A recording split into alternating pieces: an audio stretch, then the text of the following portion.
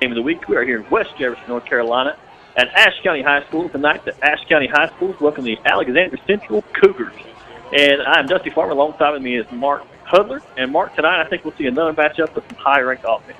Oh, yeah. Of course, we're going to face another running attack, so we've got to see if we've got better against the run. But it's good to be back home. They've been home here in Ashe or Husky Stadium for about a month now, so with the buys and everything else. And tonight's offense for Alexander Central is a little different. They don't run the flex ball, they run the wing tee. Yeah. So it looks a lot the same, but it's a little different. It's still going to be keying on the fullback, and got to stop that dive play first. But they like to get it outside to their speedster also. Last year in this game, Ashe won 45-38, but as we all know, it's a different year, different teams. Absolutely, different year, different teams. And I was at the game last year, and it was sort of, we went down there, and I don't think they really knew what to think with our pass attack.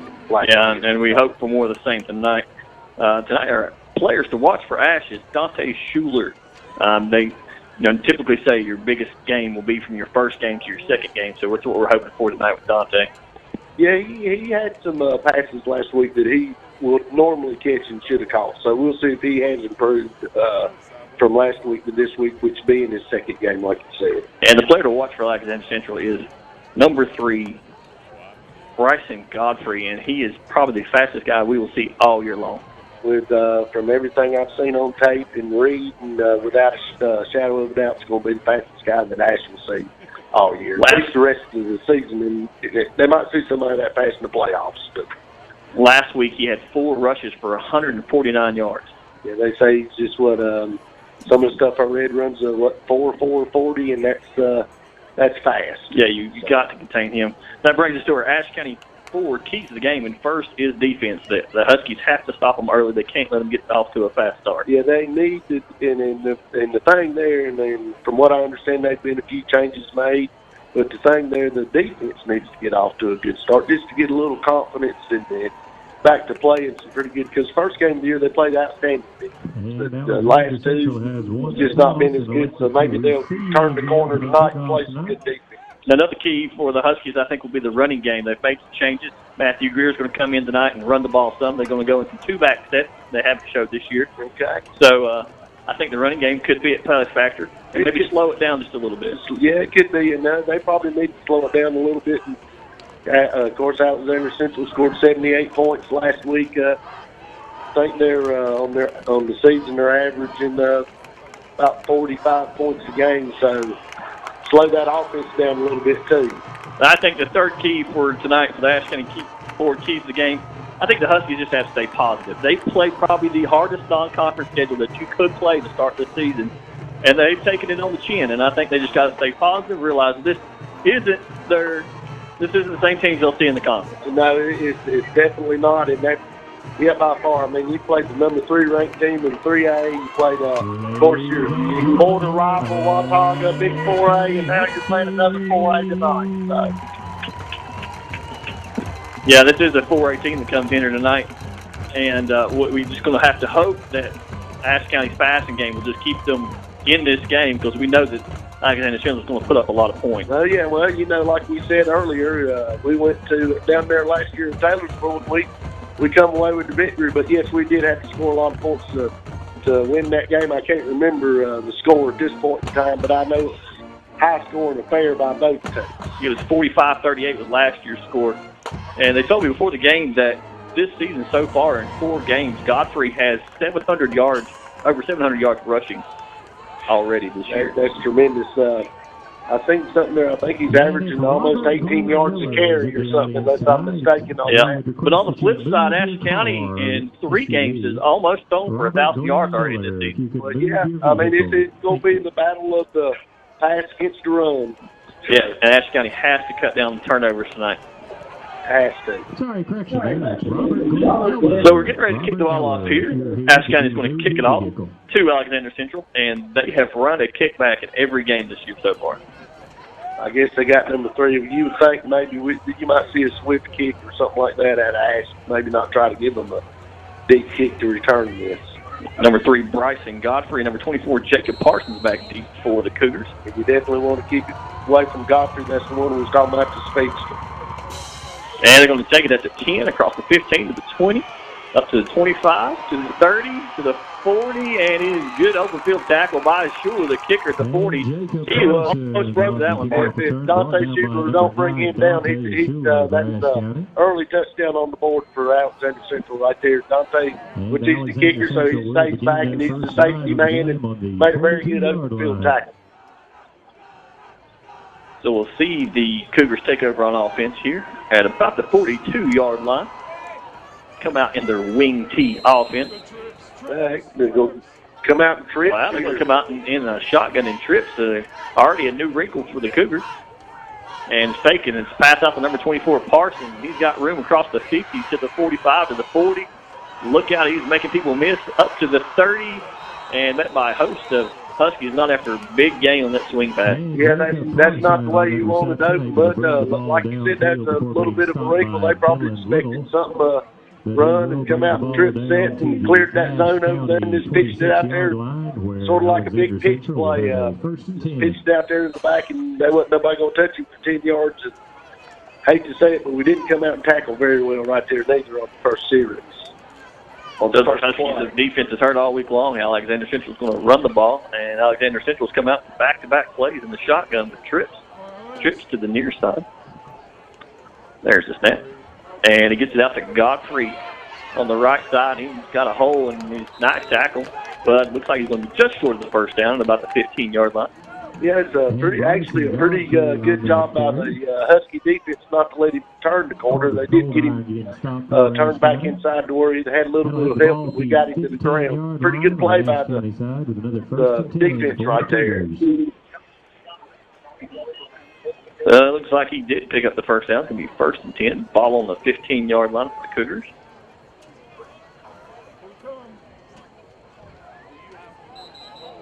And they got some movement on the play.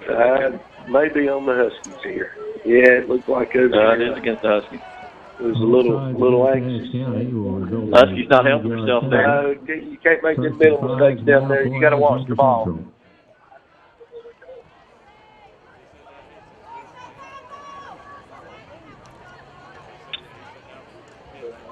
Cougars come out in their wing T.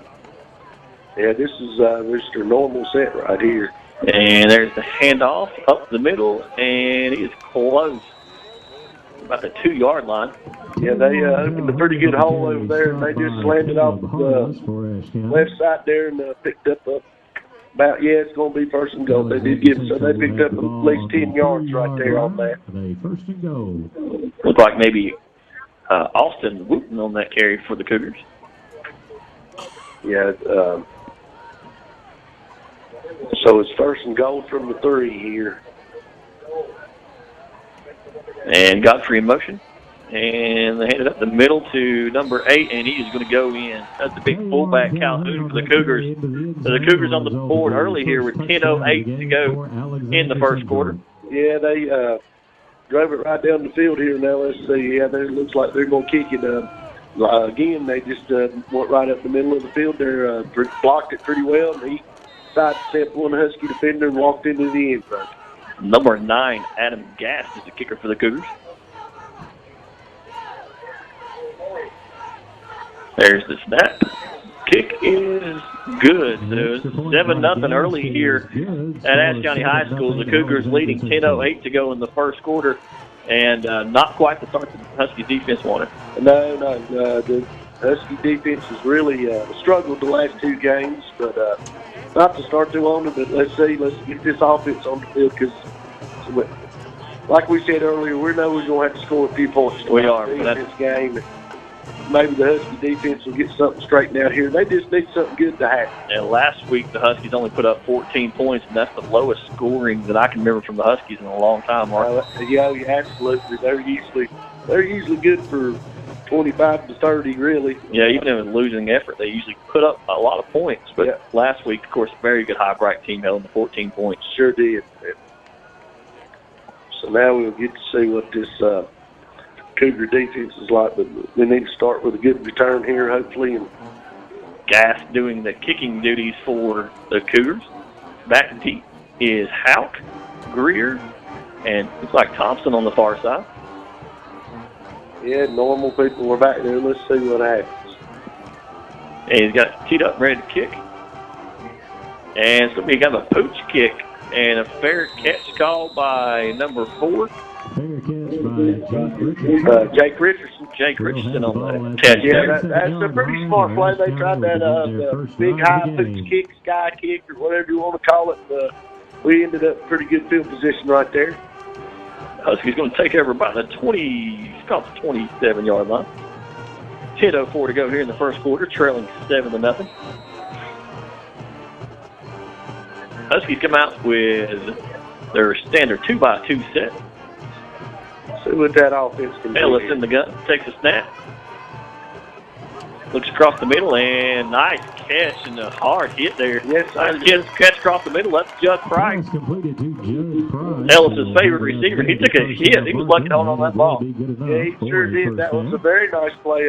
Offensive line gave him a lot of time because Judd come from the other side of the field there. Nice catch, nice clean hit by the Alexander Central player. Good play all the way around for Judd to hold on to that one.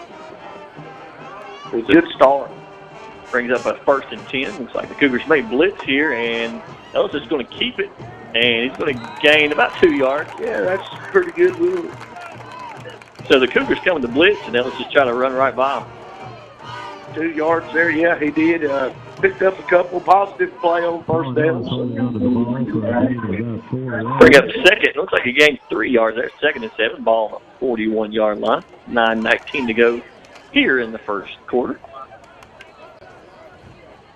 Greer in the backfield for the Huskies, along with Ellis. They got trips over here. Got Dante over here one-on-one. Let's see if he can get Dante's play.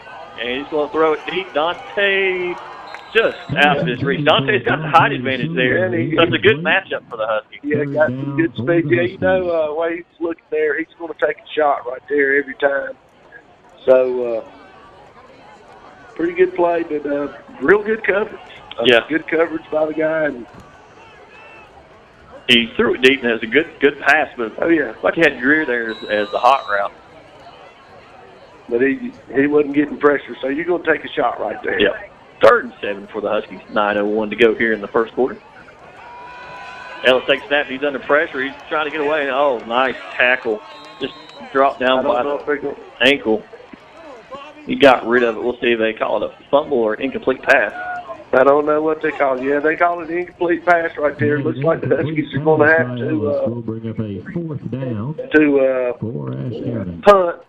So we didn't really get no points. We need to stop right here. This defense is going to have to step up right here for us. Schuler back deep to kick, trying to flip this field position for the Huskies.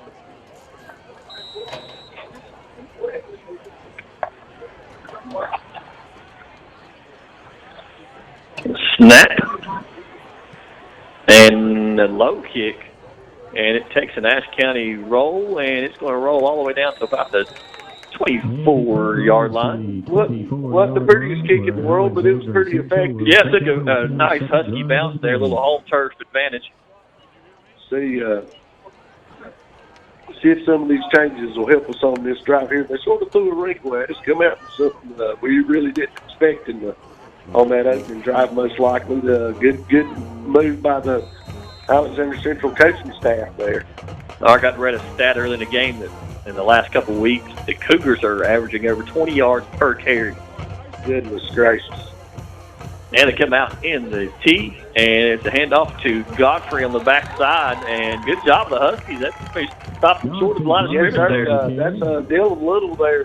Very good play. If we got good penetration, I would say that they pulled the guards there, and they're pretty much follow that. If that guard pulls, you're going to follow right in behind him, and he got right in there and made a great play right there. That's a good start. So big stop on first downs, bring up 2nd and 11 for the Cougars. Gunnar Anderson under center for the Cougars. And shifting at the toss out to Godfrey, and he's got the blocking, and he's at the 50, the 40, 30, look out, 20, 10, 5, touchdown, Godfrey. Well, man, that young man is fast, Mark. Yes, sir. They showed how fast he was right there because there's a couple of Husky players that had a pretty good angle to try to get him, and he run by all of them. Got 2 nice blocks out here on the edge, little quick pitch. Very fast. That's pretty impressive. Yeah, we alluded earlier that he had 149 yards carrying, 4 carries last week, and he had 2 called back. Oh, mercy. Yeah, he showed it. Of course, this is the first time we've seen him live, and he's very fast. Everything we've read and been told is true. So gas extra point is good. That brings the score 14-0 with 7:57 to go here in the first quarter. So there's that big play explosiveness that we expected from the Cougars. Yeah, we've seen it on the first series and the second series. And we'll have to try to do something to slow that down. I don't know what. Yeah, defensively, we can't stop them. We're going to have to start putting up the points. There is going to be a ball tonight. It sure is. Sure is. Yeah, see what we can. We move the ball there a little bit on those. We drive them sort of bogged down there. We need to see if we can make some explosive plays ourselves. We're capable of doing that. So.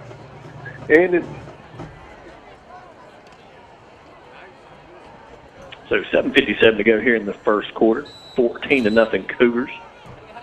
Ashe County High School, the Sky Zone HD game of the week. How deep back to receive this kick? See if they take their pooch kick again. Yeah, it was pretty effective last time. It did give the Huskies pretty good field position, but we didn't do a whole lot with it.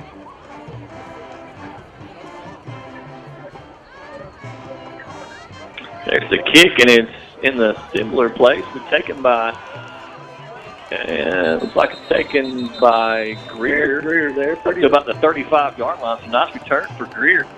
Yeah, pretty nice little pickup. So it's like a pooch kick, but a little deeper, and Greer was able to get to it, giving the Huskies good field position. I think they'd call that more of the sky kick type. They try to kick it to one corner. That way they just have to defend one corner of the field there. So let's take a look at this defensive line for the Cougars. They are large up front. Yeah, they're big. And number 78, Caleb Dula, 360 pounds for the Cougars. He's a big man. The sophomore over there, Jesse Kemp's got his hands on him. And looks like we got some movement here, flag down. And it's going to be all sides on the Cougars. So we're going to get 1st and 5, 7:53 to go here in the first quarter. Huskies trailing 14-0. We're going trips here. Looks like they got a safety back this time, but we do have Dante over here. Let's see. Yeah, that safety's going to shade to this side. You look for Judd Price in that slot. Yeah, he might run that seam right there, maybe. Ellis in the gun. Takes a snap. Yeah, they're running all guys. Well, with a little quick snap. And it's pass out to Houck, and he is met the second he catches it by they read that very well and all. Yeah, they jumped on that pretty good. No gain on that play for the Huskies. Ellis took kind of the hot route there, and they were all over it. Let's see if he comes. Well, he's going to run the trip set over here and leave. So they're going to come out with a 2-by-2 set. Greer in the backfield along with Ellis. It'll be 2nd and 5 for the Husky. 7:15 to go. Ellis looks, he's under pressure, and he scrambles, and he's got a lane. He's up to the first down across the 50 to the 45, 43-yard line. Good run by. Absolutely very nice. The protection broke down there a little bit, and that's one thing that Colin Ellis does bring to the table. He's very athletic, and he don't mind to run that football. Right. And I know it's early in the game. That's a big first down. That is a big first down. They stop you there. That's a real momentum killer. Yeah, and that defense don't need to go right back out on the field. That's a big first down. Absolutely. So 1st and 10 here for the Huskies. 6:59 to go. Moving the ball. Ellis looks. Dante he's got Greer out of the backfield, and he's up. He's still on his feet. Nice pickup. Nice first catch of the year for Greer. Yeah, he's been playing on the defensive side to move tailback. A little swing pass out here to him. Nice pickup on first down, 5 yards. And Revis has done a great job this year, but Greer's a different type of runner, and he's a real hard-nosed runner. Yeah, he is. He's not real flashy. He's pretty fast. He's going to get north and south. He is. He's going to get them shoulders towards the goal line and go for it. 6:16 to go. Huskies traveling right to left. Ellis in the gun and across the middle and caught. Looks like caught by number 88, Simon Howe. Simon Howe, he stopped by. Very nice play again by the Huskies there. Moved, changed again, and looks like that Husky offense might be starting to click a little bit here. So, 27-yard line. Yeah, give that defense a much-needed rest. Yeah. So it's first and 10 once again for the Huskies. 6:04 to go, trailing 14-0. And I really think it helped for them to score just to help the defense maybe get a little excited. Ellis in the gun. He's got pressure. He escapes to his right. He throws across the middle. Oh, just out of Judd's hand. Yeah, that's pretty good play. He took a little pressure, but then again, he showed his ability to scramble and try to make a play. Ellis took a pretty good hit there after he released that ball. He did. Just trying to see here. I can't see the signals. Looks like the Huskies are going to go trips to the right. They are. And Schuler, the one-on-one coverage, no safety on this side of the field. They switched up and brought them safeties down a little bit on this set this time. And it looks like they're going to bring some pressure off the edge. He's not got a lot of time. It's high. Oh, it is. Looked like he overthrew his intended receiver. Yeah. Judd Price out there got him a good catch for him. Oh, we got an official from the back coming in calling it incomplete. Okay, I didn't. It was close. Yeah, it was close. Of course, we're a long ways away from it. And, it's one of those you'd like to see instant replay and have a challenge on that. Yeah, I like the being a little partial here. I like the headlines that was called a little better. I do too. Right there, so it'll bring up 3rd and 10 for the Huskies. Ball on the 27-yard line. Ellis going to take the snap out of the gun. Trips to his right, looks left at Dante. He's got him across the middle, and Dante is going to score. Yes, sir. And there's Dante on his second touchdown catch of the season. They basically went with the same formation and probably the same play, and they come back over here to Dante. Good catch and throw right there. Yeah. Great job. Dante kind of run a post right there and was wide open. We'll take another look at it on our K&K stitching screen instant replay. That was, much needed touchdown right there.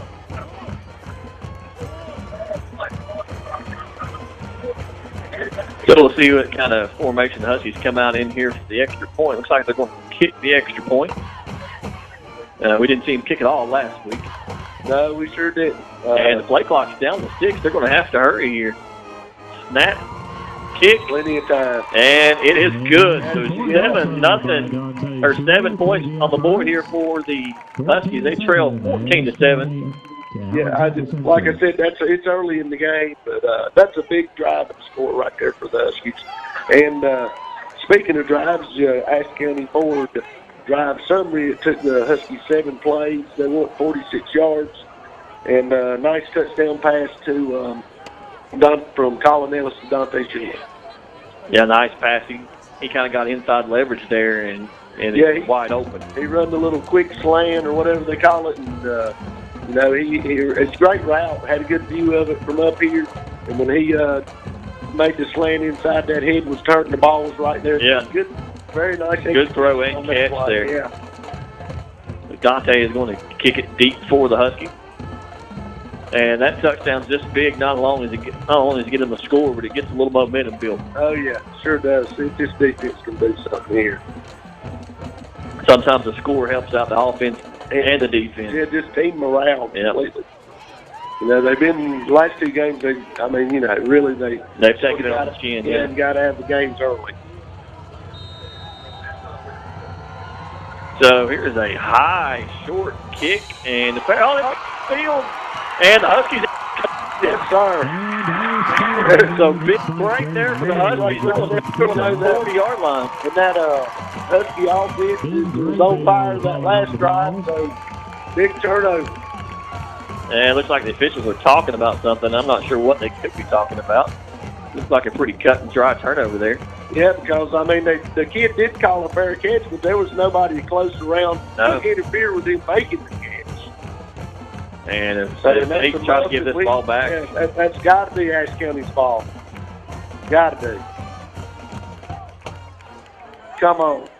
Oh, my. We had an inadvertent whistle, I guess, on the plays. What's it? Or is that somebody out?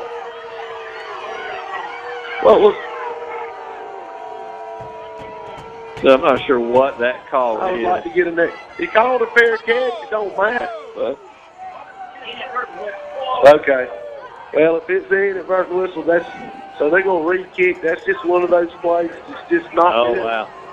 Official makes a mistake. I mean, that's... Hey, we had this happen at Watauga, but... So it went from a big break for the Huskies to a big break for the Cougars here with a 5:38. That could have just changed the whole complexion of the game. That's momentum swing right there, big time. But, human error is part of the game, so that's just a mistake you got to live with and get over it to play. And this Huskies crowd is not liking it, and Dante's going to kick it toward the sideline, and it's going to be picked up and by Godfrey, and he's going to try to get to that side. A nice open field tackle by number 44, Harless, with a nice open field tackle. Because I tell you what, that's Godfrey. He breaks that tackle. It looked like he had a lot of room on that side over there. So I know it was a bad break for the Huskies, but, it could have lit a fire. Yeah, maybe it'll. Sometimes it gets that emotion. That's just, but like I said earlier, it's human nature. I mean, humans part of the game. It is. Doing mistakes. Got to move on to the next play. So 5:32 to go here in the first quarter. Huskies trailing by 7. Cougars take over. Gunnar Anderson under center, and we got another whistle and a flag. Probably a Husky lined up in the neutral zone there. So, yeah. somebody's got to take charge of that defensive line and just kind of look down, make sure nobody's offside. Minimal mistakes that you don't need to make. So Anderson under center. Makes it 1st and 5 for the Cougars. Takes the snap, turns around and hands it off, and he's got a lane. Somebody better get to him. Nice block on the backside. Yeah. And the only person to get him is Branson Shepard, and he's going to tackle him at the 18-yard line. Yeah, good effort by Branson there. Because I'm not mistaken, he plays the corner on the other side. He does. He came all the way across the field and finally got that boy to the ground.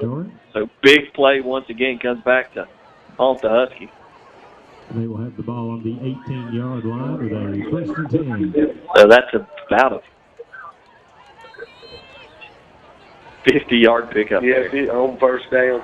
Yeah, just like we've said. I hate to keep saying it. That defense just needs something good to happen for them. It's just really Anderson in the gun now.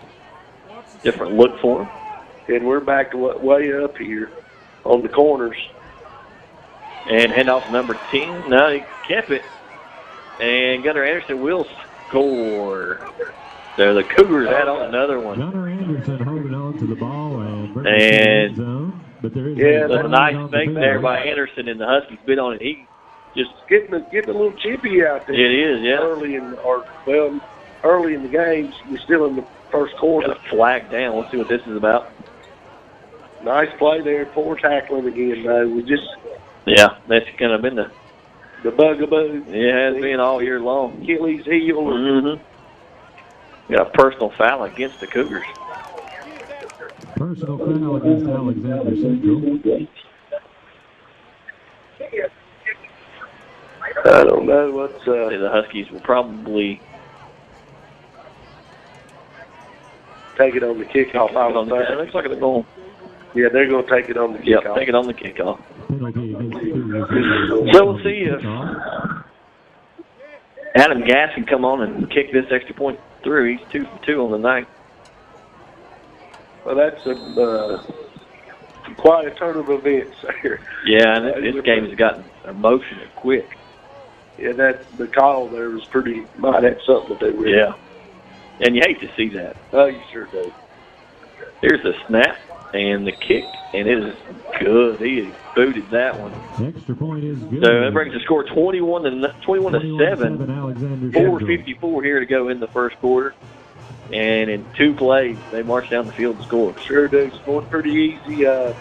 We talked there after the inadvertent whistle there on the fumble when we got the ball. You mentioned that it might hopefully it'd fire that defense up. I think it might have worked the other way. I think so. They're sort of deflated there, but got to try to get that play behind us. And the offense was hot last time. Let's see if they can go back down and keep one-score game here. Yeah, and, you know, Huskies have felt like everything's just been against them the last few weeks from Watauga to High-Brighton. I mean, they had that inadvertent whistle in the Watauga game that really changed the game. They were gotten them back in. Yeah, well, you'd have been down 8 points, and they got the I mean, that was a touchdown call. It was, yeah. So with a penalty here, now Huskies look to get great field position, so, you know, it's easy to take them up here, but we got to put that behind them and try to put points back up on the board. Got a flag. Because, you know, 14 points for the Huskies, I mean, they're not out of it. And we've shown so far that we can throw against this defense. Oh, yeah, we drove the ball nicely last time. Had a couple of big plays on third down with Ellis using his legs, but that's part of the offense, and that's what's got to happen. They're going to kick off here. Wow, we should end up with real good. Yeah, he's going to kick this from the 25-yard line. We probably won't see a pooch kick here, I don't think. We'll see what kind of leg he does got right here. Yeah, Houck is all the way up to the 25-yard line on this side, and he kicks it kind of toward the sideline, and Houck fumbles the catch, and it goes back to the 20 to pick it up, and he's across the 30 up to about the 33, 34-yard line. Yeah, so the Huskies will start with pretty decent field position here. Seems like this has been an awful long first quarter. Yeah, it has been a lot of stoppages and plays, a lot of scores. So, see what we can do here with football again. Let's hope we stay hot like we were the last drive. The Huskies going to take over here. 4:47 to go. Ball on 34-yard line, trailing 7-21.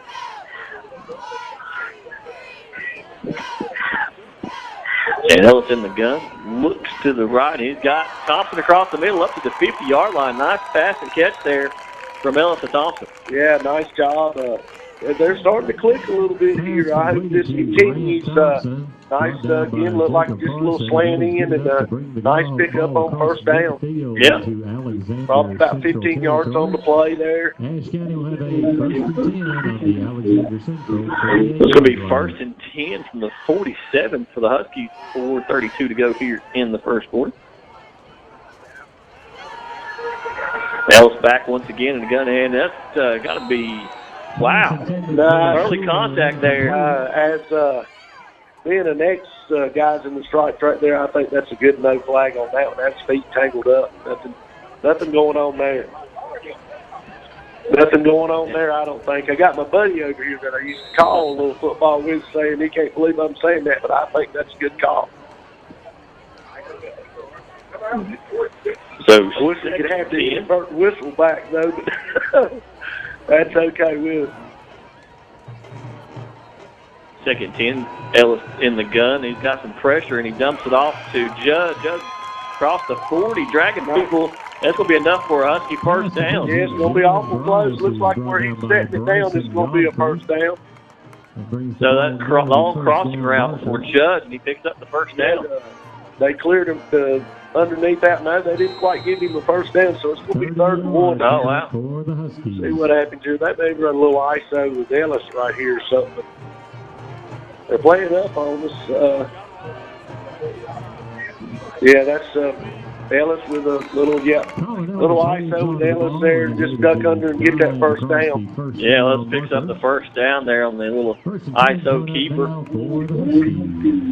So it'll be 1st and 10 for the Huskies. Ball on the 38, 3:44 to go. Yeah, this drive started on the 34-yard line, so they're moving it. And so far it's only been 3 plays. Yeah.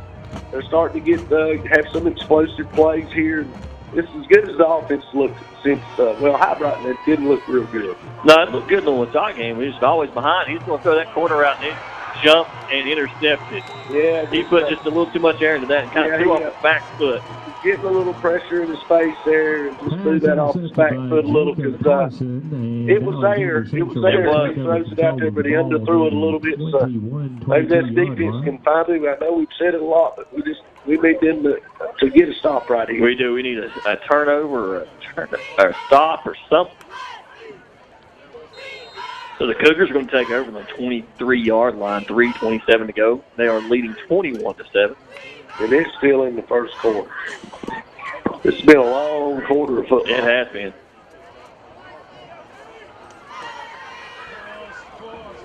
Godfrey under center. Got a wide open. And he is wide open and incomplete. And it's a good thing. So that he had nothing but green grass in front of him. Yeah, where they've been running the ball so hard. Our Corbin Cold Iron out here bit on the play fake, and he was wide open. I mean, wide open. He just overthrew him. That's one of those where he's so wide open that I think it started to creep into his head. One of those, if you're over there in Alexander Central sideline, it's just like get him the ball somehow. Just a little too much on that one. But that makes the second down. We just need to make these guys tough right here somehow. Second and 10 for the Cougars. 3:20 to go in the first quarter. Godfrey in the shotgun, and he pitches him in the motion man, and he's got the sideline. He's up to the 30, and good tackle by number 40. It's going to be Clyde on those. And got a flag out here. It looked like me. Yeah, I think we had a little hold out here on the edge. Didn't get a few extra yards there. Looked like number 14 there, LaCroix. Alex LaCroix is getting held on that block. That's good. I guess I was looking for the flag from the wrong person. Yep. Back the Cougars up here. Talk about some local scores. Avery County leading North Wilkes 7-6 in the first. Starmount and Thomasville are tied at 6. East Wilkes up on Forbush 13-0. West Wilkes over North Iredale 7-0. And Johnson County and Chucky Doak are schools in the first. Johnson County and Chucky Doak. Yep, there's an old rivalry. Yeah. So it's second and 20, following the 12-yard line. Yeah, that's a big play. We need to get some few things to go our way there. Can't let him get out of this hole right here. And the handoff is to number 8 across the middle, and he is still dragging people. And finally stood up and drove back by. Yeah, nice hard pickup. Good run. Cold Iron there just stood him up and drove him back. About third and it was number 8 Calhoun on that carry. We'll make it about 3rd and 6 here. We need to stop big there. Third down for the Huskies.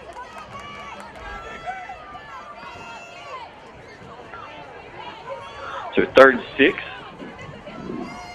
Gunnar Anderson in the gun. You would expect probably a little zone read here. You'd expect Godfrey to get the ball.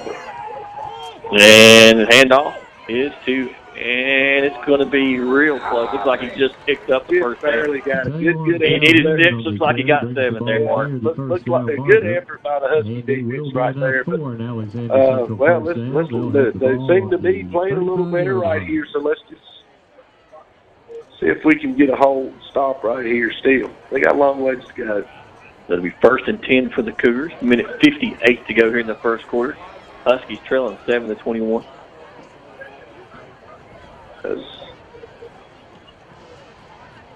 And they're back in their wing T formation. Looks like they're going to pass out of it. He's open, and it just overthrows it. They're a little better coverage there by Calhoun. We didn't get fooled on the play fake there, but Alexander Central looks a whole lot different offenses a little bit. They're going to run the ball like hybrid. They don't look very comfortable passing the ball. They don't.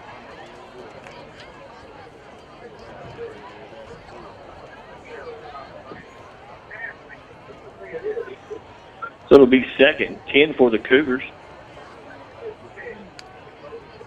They motion a guy to the right, and they hand it to him. And he kept it. And another flag coming in late there. That's way deep from the back, Judge. I don't know unless we got a face mask or something there. And he's going to mark it up to the 40.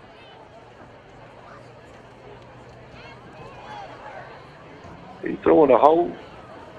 They're going to talk about it. He's explaining. Still talking about it. Yeah, they still are. Personal foul of some sort. Wow. Didn't really say if it was a chop block or what it was, but that's another big break here. Yeah. Got we'll take breaks on this drive. Of course, they had the nice run to dig yourself out of the hole. They just called a personal foul. Didn't say what it was. And, of course, the back judge there is the one that threw it, which is the deepest guy on the field. And he threw it all the way back towards the line of scrimmage. So he seen something in there he didn't like. So that's going to bring up 2nd and 25 for the Cougars. The ball on the 25. We were in this position last time. Yeah, just because you got them backed up, they are so fast, so explosive. You can't let your guard down. And we're running around trying to get set up here. And they could have made a motion. And the handoff is to Godfrey. Very nice play. Looks like who is that there? Number 40, Ben Brown, I believe. On a nice play right there. Excuse me, that's Sam Henson. Sam Henson, number 40, for Ashe, shot in there and made a big play. Probably lost another yard right there. Can bring up a long 3rd down for the Cougars. Got to look for that play action pass here.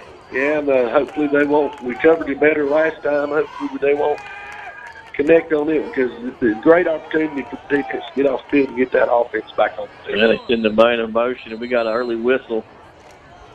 And timeout by the Cougars. He seen something there he didn't like. And we have a This is a big 3rd down play coming up right here. We would like to recognize the Huskies in this last drive have played better. Yeah, they played good, pretty solid defense. Got a couple more breaks. They need to just really not let them wiggle off right here. See if this team can punt. Let's get that ball and see if we can come make it a one-score game again. So obviously a big 3rd down for the Cougars. They're going to talk about it. So you got to be looking for a little bit of everything coming out of a timeout. Yeah, you do. You do. Maybe even some type of trick play or something right here. Who knows? I don't know if you'd break it out that early, but I know they're doing a whole lot of the Husky staff over here is doing a whole lot of talking to, and I'm sure they're telling them look through. Come out just a normal run set here unless they get out of it, Todd. And motion a man. Gunnar Anderson takes the snap, and he's looking to throw it. And it is covered well. And Anderson down to the good play. Runs out of bounds at about the 30-yard line. So. Yeah, nice play by the Husky defense. Good coverage down the field. Of course, they're backed up playing because it was 3rd and forever. And very nice job right there. Come up and tackle. Got him out of bounds.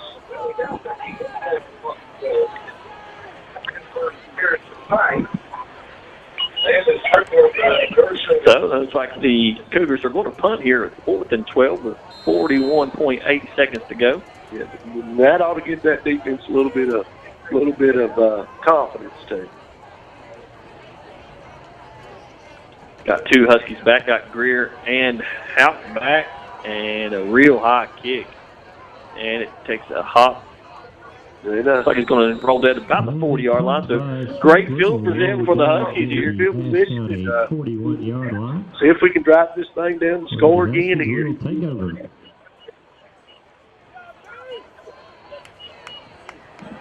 So a score here cuts it to a 1-score lead, and the Huskies are right back in this thing.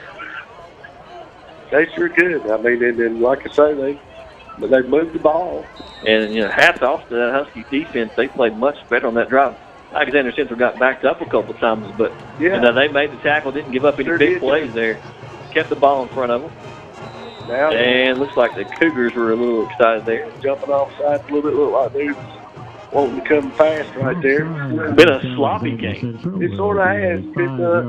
It has been sloppy. Both teams have been it seems like a couple of times defensively. Huskies in their 2-by-2 set. Ellis in the gun with Greer to his right. And he's going to hand it off to Greer. And nice run. Yeah. Picked up 3 or 4 yard line. 3 or 4 yards there. So a nice new wrinkle for the Huskies. Yeah, you got to run it a little bit in there. That with the penalty, that's a good play now. It's 2nd and manageable. You might take a shot. Right. Yeah, if you're going to take it, this is down to take it. and see if they just let this clock run out with only 10 seconds to go here in the first quarter. Alexander Central Secondary, they said 2 or 3 different looks here. Now they're going back to sort of safety and man up and deep. So, but we're just going to let the quarter run out here. So that's the end of the first. The Huskies trail 7-21, but they are driving up to about midfield here. We'll be back after this to the Sky Zone HD Game of the Week. When it comes to insuring your home, business, automobiles, and property, you want an agency you can depend on. Miller Insurance has been serving this region for more than 60 years and are proud to now represent Everett Cash Mutual, which specializes in insuring farm property, equipment, livestock, and more. Before you renew your insurance policies, give us a call at 336-246-7151 or come see us in downtown West Jefferson. Miller Insurance is proud to be your hometown insurance agency that supports our hometown teams. So welcome back to Ashe County High School, the Sky Zone HD Game of the Week. The Ashe County Huskies against the Alexander Central Cougars, and the Huskies trailing 7-21. But Mark, they are driving the football. Yeah, just like last 2 drives we moved it good. We threw the interception on the last drive, which credit Alexander Central a little bit. They got a little pressure in his face, and he threw it off his back foot there. But we know we can move the football, so we just need to go down the score right here. So the Huskies now will be going from left to right. And it is 2nd and 2 after the penalty, and a nice run by Greer. So we were talking about it right before the break. If Ashe County's going to take a shot, this may be the down to do it. Maybe the down to do it. But I'm sure they just want to keep moving the chains. Yeah. I mean, you just don't want to turn that ball over again. You want to score anytime you can. Yeah. As quick as quick. But I'm sure they wouldn't mind seeing slow, methodical drives because that Cougar offense is explosive too. Trips to the far side. Dante, and he's pressured and taken down. Ellis was eat up, lost of about 5 or 6 on the play. Big loss right there. They just pretty much overwhelmed us right there with the blitz. Except more than we could block. We didn't get it blocked. Yeah, you go from 2nd and 2 to 3rd and 14 for the Huskies. But, Strickland in there on that tackle for the Cougars. Going back to our trips here and see what we. So 3rd and 14 for the Huskies. Left 21 to go here in the second quarter. Back. He dropped pretty quick. And it's low and incomplete. Judd across the middle. And once again, he's getting pressure right in his face the last couple of times on about every throw. Feet moving, can't really get set there. Yeah, I mean, he's getting so much pressure, the Huskies really didn't even get a chance to get past the sticks there. So the Huskies are going to punt this ball away, and they're going to punt it to some very dangerous returners here for the Cougars. I don't know if I wouldn't tell him to just punt it straight out of bounds. Yep. So Dante takes the low snap, and it's a high kick. Good kick. And it is going to land short and take a Husky roll to about the 22-yard line. Pretty good kick. Let's just see. We got to stop last time. Let's see if this Husky defense can do it once again. Like you said, it's sort of been a little bit of a sloppy game here with some penalties and stuff early. A lot of flags in the first quarter. There has been. So 1st and 10, ball on the 22-yard line. 11:01 to go here in the second quarter. So we'll see if this defense can come out and try to force another punt. Cougars come out in their wing T formation.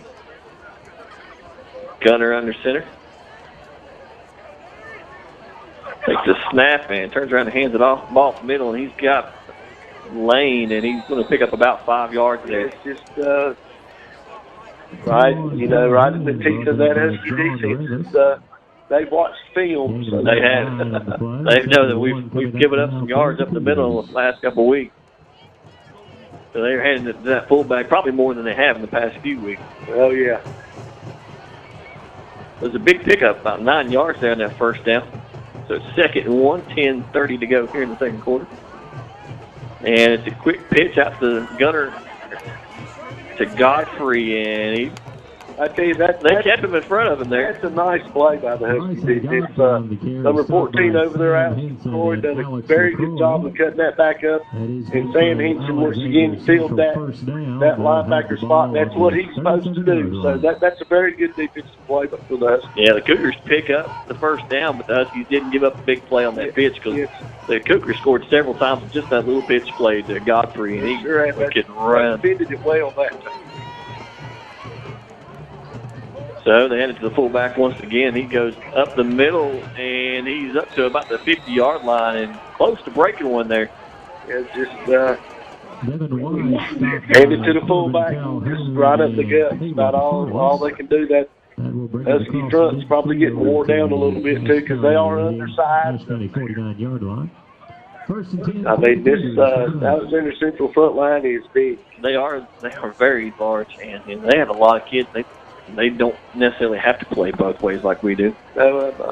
So 1st and 10, ball on the 49, 9:44 to go here in the second quarter. And they hand it off up the middle. As Gunnar Anderson keeping it. Yeah, quarterback a little fake up the middle that time, and he takes it off the tackle there and picks up about 6 or so.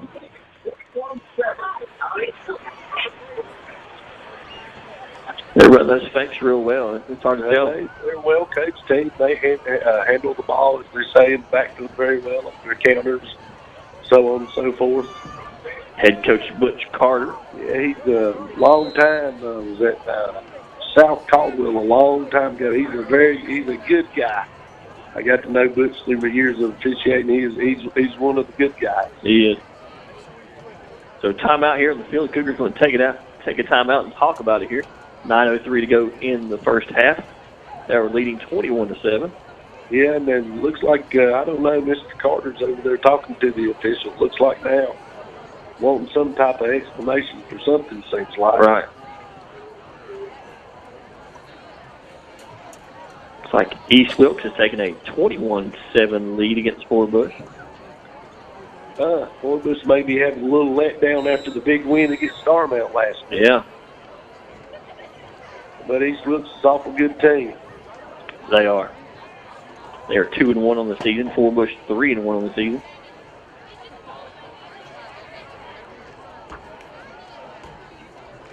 We're getting ready to get back to action here. I don't know what that was all about, but it's like he just took that time out to talk to the officials there.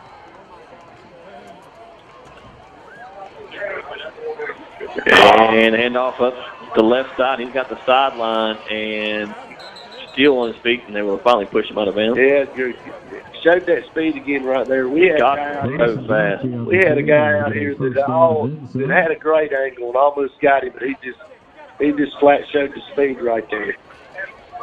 Yeah, once they get him that ball in space, it is tough to contain. It's very tough to contain. Oh, can't teach. So they come out in the wing tee once again. Gunnar Anderson under center. And they hand it off to the fullback. And he's got the outside, and he may score 5 touchdown Cougars. Yeah, he just kept cutting it back against the grain there, and we got ourselves out of position, and pretty easy again for the Cougars there. Another touchdown. There's Devin Weiss, a junior, on the touchdown run for the Cougars. First time we've seen him carry the ball tonight, and he delivered. He sure did. He nice hole up the middle, and then he just broke a couple of tackles and cut it back against the grain and got it in on for the extra point, and he is. Young man has a leg, Mark. Yeah, we've seen some pretty good kickers so far this year. That kid at Hot last week, very good kicker. So 8:34 to go here in the first half, and the Cougars out on another one, ready to score 28-7 Cougars. Yeah, just Huskies need something good to happen on this drive, Mark. Yeah, they need some points here. We got to have something good happen here because be hard pressed to come back to get too much farther down against this team. But they do have a quick scoring offense, so you never know. A couple of turnovers here, it's still the first half, so they got to still keep playing.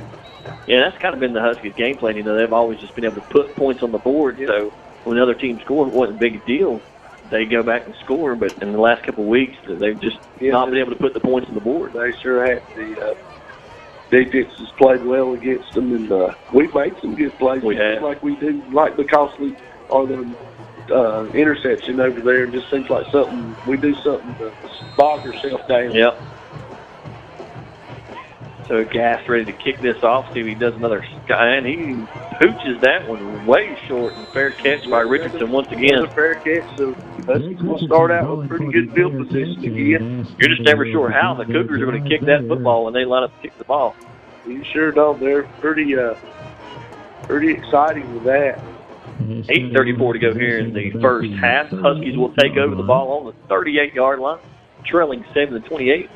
They score here, cut it to 2 possessions, and hopefully get into halftime down 2 scores. Ellis in the gun, takes a snap, looks out to the flats to Judd, and he's at the 40, up to about the 45-yard line.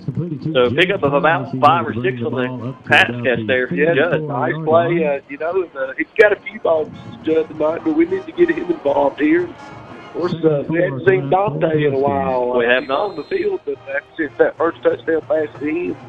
And this is, you know, one of the schools that can really match up speed-wise at the quarterback for the Huskies. Oh, yeah. Yeah, they could. Got trips to the left. Yeah, we've run the trips in a lot tonight. And Ellis, and he's got Thompson wide up. Man fell down, and he's at the 20, 15, 10, 5. Touchdown, Huskies. Yeah, the defender slipped down over there, and when he slipped down, it was a pretty easy pitch and catch. Good job. The Huskies really needed that there. So. Yeah, we'll take the misfortune from the Cougars. There's a nice pitch and catch there to Thompson. And we'll take another look at it here on the K&K Stitch Screen or instant replay. And like we said, quick scoring. Go ahead and give the summary here. The Ashe County Ford summary. Drive summary was 2 plays there. The nice 60-yard touchdown pass to Thompson from that Colin Ellis. Yeah, that's one of those plays that you know, and the bat snap, and he picks it up, and he's going to run and tackle. Well, he didn't get it in there, so we missed it. But that's okay. That's we got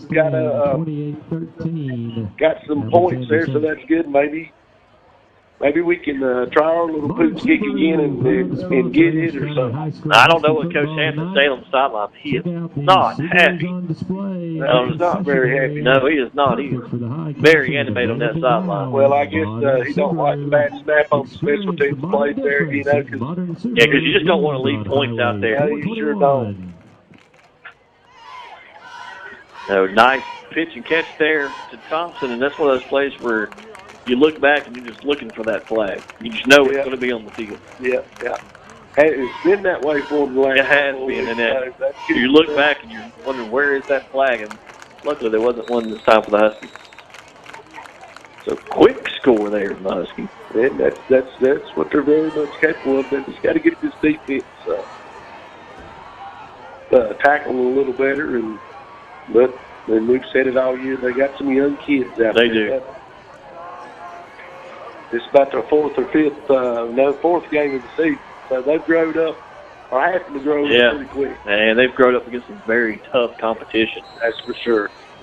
The Huskies will be home once again next week. A pooch kick and a fair catch, and almost another fumble there.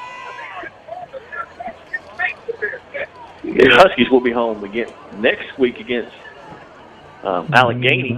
Their first conference game next week. Yeah, next week, as they say, they like to say sometimes the real season starts. Yeah, it'll be 0-0 again. Yeah, it'll all be, come out of that preseason schedule, as they like to call it. Most coaches break it down into 3 seasons. You got your non-conference and then your regular season and playoffs, hopefully. They're going to face a very good Allegheny, much improved Allegheny team next week. And they hand off to Godfrey, and he has got it laid in. Look out. He is shifty, and he cuts it back to this side of the field and still up at the 40-yard line. And a late flag, several flags. That may be a face mask right there on the Huskies, but hey, Not only is he fast, he's pretty shifty and stuff. Yeah, you're just trying to grab something.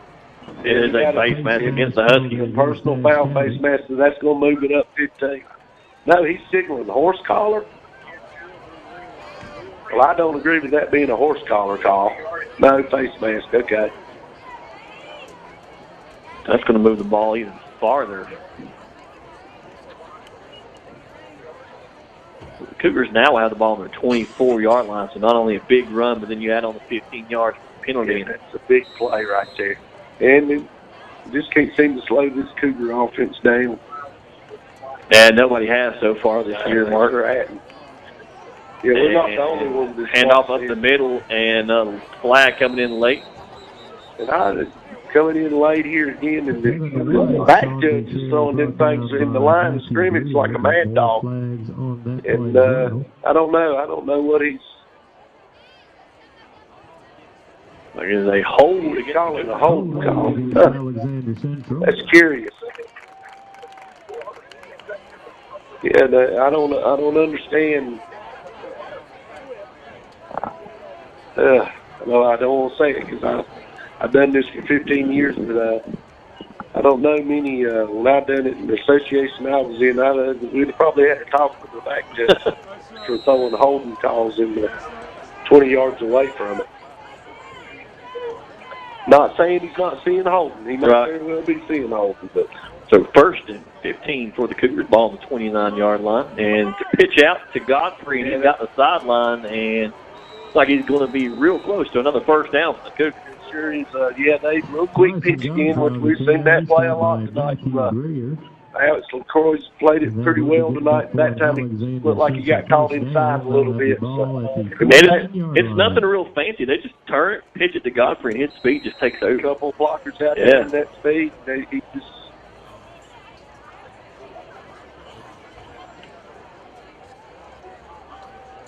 It'll be first and 10, ball on the 14. Cougars knocking on the door once again. Send the man in motion.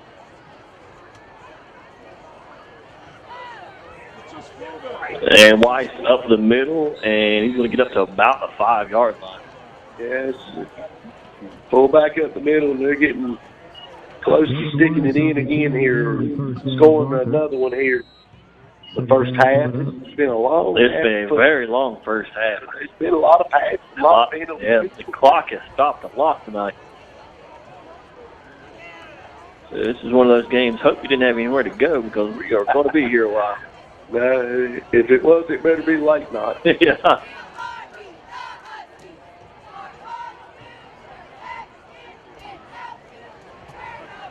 Evan Weiss in once again for the Cougars. They just turned around, handed the big fullback. Well, he plays the fullback, but he's not a normal fullback. No, they got a lot of weapons. A lot of kids handed it 2 or 3 people, and they wasn't even touched.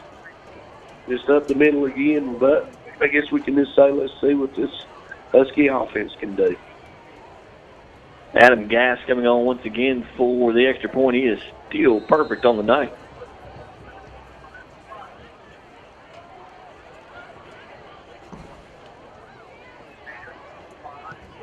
Yeah, the kick is up, and it is, man, that is a leg. Yeah, he's got a strong leg also. 35-13, Alexander. Coach Hampton, again, is not very happy.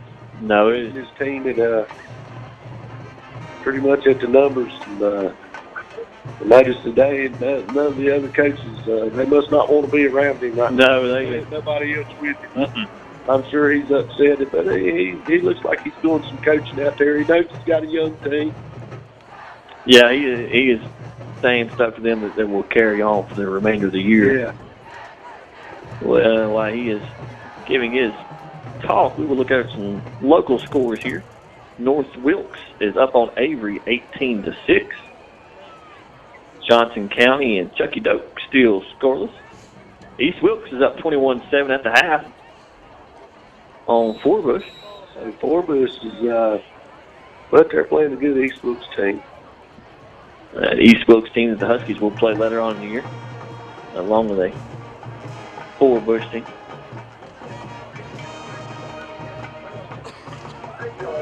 So Thomasville up on Starmount 13-6 at the half.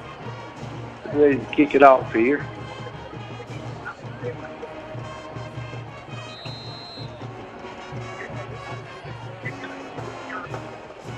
And it will kick. And there's another high kick for the Cougars, and the ball bounces. Better get on it. That's not a good play there. No. Somebody's got to call. That's sort of like the old baseball play. Somebody's got to call that football and catch it on there. That was just deep enough to be over Richardson's head. He kind of figured someone would come in from behind and pick it up. Nobody did. Yeah, well, old saying goes, I guess that was a lack of communication right there. Yeah. It almost cost the Huskies a big turnover. So 6:19 to go here in the first half. 1st and 10 for the Huskies on the 32-yard line, trailing 13-35.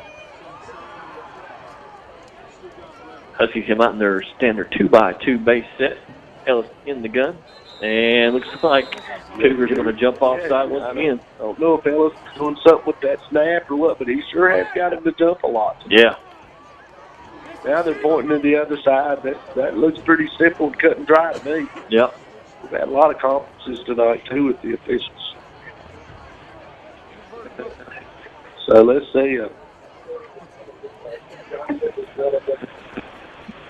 And after that, now they're walking back. Wow. The Huskies back. So. You know, Mark, you officiated for years.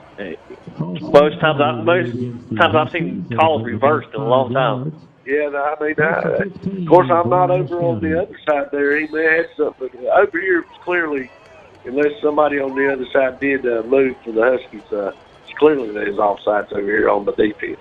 Ellis takes a snap in the gun. He's going to look deep to Judd, and Judd, we got a flag. Wow. Maybe a pass interference here. Intended for Judd Price. But On the field. This is getting sort of flag happy or something here. Still a flag. I'm going to go back to what I said earlier. That's a play right there. I don't think nobody's doing anything. No, if anything, I don't think Judd could have got to that ball. No, that's I don't know. Do they have the uncatchable in high school? Not in high school. The ball, the uncatchable's got nothing to do with it in high school. But that's just, I don't know. And it looked like the contact didn't even come until after Judd come back down the ground. But yeah. We'll take it. We could use the lucky break there. Almost got us a first down there. That is one thing that changed. Well, no, the referee signaling the first down, but that moved to change. It was first and 15, so 15-yard penalty. Yeah, it was first. Yeah. We'll bring up a first down for the Huskies.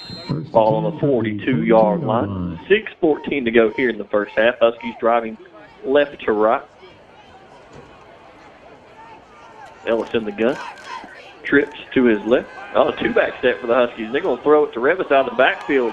Nice catch. And he's going to pick up 6 yards there. Yeah, good job of losing the tackler there because that linebacker did read that pretty good for Alexander Central. But nice play. Get him out of space. Revis made a nice first guy to miss and picked up a nice yard gain right there. It's a big adjustment from one week to the next for the Huskies. They went empty several times last week against Highbright. Now they're coming out with a two-back set. Yeah, it sure is. I just noticed that. Greer in motion. And they fake it and throw it out to Greer on the swing pass, and he makes one guy miss, and fighting for extra yards there. He's got a few yards right there, 3 or 4 yards there. We didn't get we need a block out there. Yeah, with no blocking on that side. Yeah, if I'm not mistaken, that is green 23, zone 23. There you go. Pretty nice play. And that is a wrinkle. It's in the playbook, of course. You see it there. But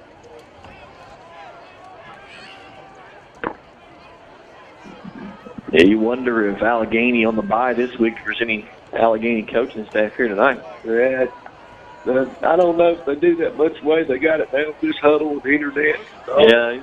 Ain't as much need to travel anymore, and Ellis is going to take it on the keeper, and he's met in the backfield. Yeah, that's decision time, man. It is. It'll be 4th and midfield. I think he's decided to punt here. Yeah, don't want to give the Cougars a short field. Yeah.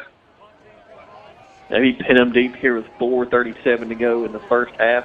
Yeah, trailing 13 to 35. They were ready for that one. They was just trying to let Ellis pick up the first down there.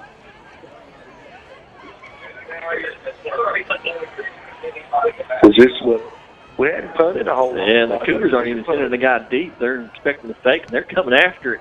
Dante kicks it. Roll ball. And the ball won't take a Husky roll much this time. About to the 19-yard line. 4 minutes left in the half. We need to hold them out right here and see. First and 10. Go to halftime and make some adjustments and see what we can do in the second half here. So 4:10 to go here in the first half. And we back out here again. We talk about the Huskies being a big play, quick scoring. It ain't took these Cougars too long to score. No, it sure hasn't. They are quick offense.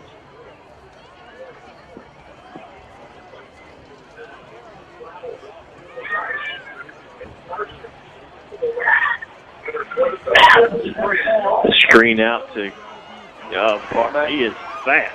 And the only person that can catch him is Brandon Jeffries. He's across 30, 20, 10, 5. Touchdown Cougars. So in one play, Mark. There you go. And I mean, that ain't even, we're not even talking about Godfrey, the fast kids. They got a lot of fast kids.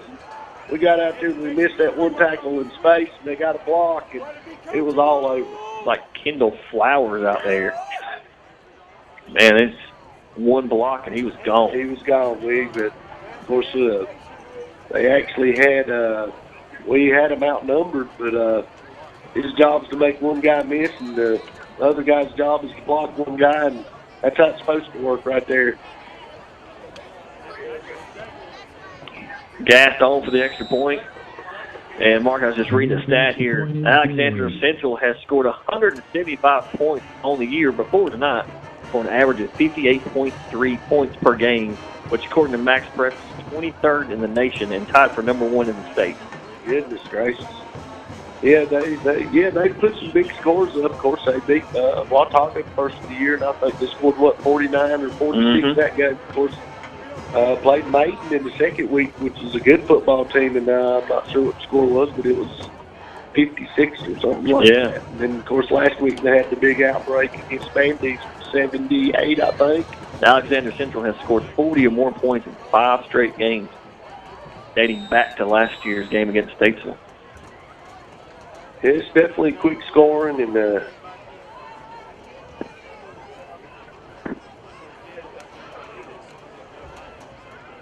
so see if we can get some points on the board here with 3:55 left in the half. Yeah. Just need something good to happen, something to pick up the morale of the Huskies. You can see their heads are down, hands on their hips. They are defeated. They're pretty down on themselves right now. So Gass will kick it off. And he booted that one, and man, it took a nose off the 2-yard line. Yeah, then. But a nice return out for House. Very nice. Up to about the 30-yard line. Simon House there. That's one of those ones I think he's going to try to let it run in the end zone. So it'd be a roll in the end zone. So it'd be a touchback and it just stopped right at the 1-yard line. So he pretty much, as a coach, you really wouldn't want him to pick that up and let it go in the end zone. But it wasn't going to go, so he had to pick it up. Very nice return right there. Yeah, it might have been one of those things where Alexander Central kind of out-kicked their coverage there. Yeah, I think they did a little bit. The Huskies take over the 27-yard line. 3:47 to go here in the first half.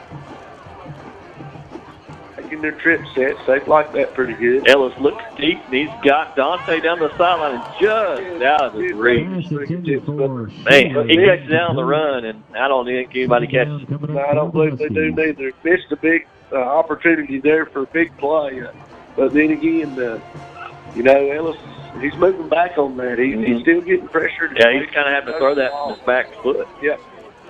If he could have maybe set and thrown right there real good, that's probably a touchdown. Yeah. So 2nd and 10. Clock stopped at 3:40 to go here in the first half. Ellis with trips to this side. Takes a snap. And he's pressured once again. And he's going to throw across the middle and throws back to... Very nice job. Looks like from this side. Yeah, exactly. Catch by Judd Price. Picked up almost 20 yards there. Yes, sir. Pick up the first down. So you get the big play right there. Nice job by Ellis. Get a little rush again, get that in the pocket. Also, what a lot of people don't notice is all the receivers come back to him to try to help him out. Getting ready to say that. The receivers work back to the ball there once you start scrambling. Yep. And they picked up a big first down. Big first down. So here's the empty set for the Huskies. Yeah, I've seen this a lot last week, but like you said earlier, first time tonight. And he is just heat up in the backfield. Yeah, looked like he had a little bit of time to begin with, but pretty good coverage by the secondary of Alexander Central here. And it looks like, just by looking after the play, Alexander Central basically just put 5 DBs on a receiver, covered them up. Yeah. They blitzed linebackers just more than the Huskies could block. Oh, yeah. And he sort of looked a little bit of a prevent defense here, too. So. Yep. 2nd and 21 for the Huskies. And he throws it to Coldiron across the middle, and he's going to pick up 15. Oh, he's going to pick up the first down. Picked up the first So it's 2nd and 21. He picks up about 23 yards on the play. He will have the ball at the 40-yard line. Ellis got rid of cleared the zone very well. 1st and 10, 2:27 to go here in the first half. Huskies driving left to right. Clock is rolling. And we've got a whistle.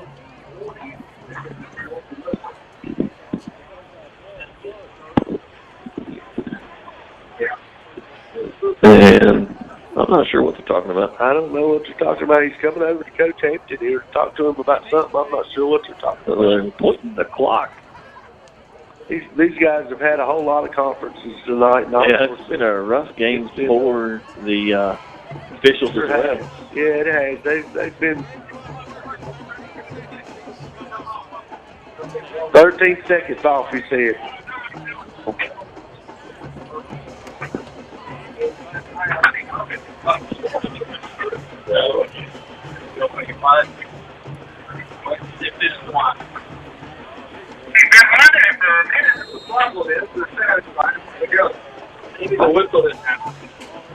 And so we got the clock worked out here. Situation here worked out. So 2nd and 9, or 1st and 10, 2:09 to go here.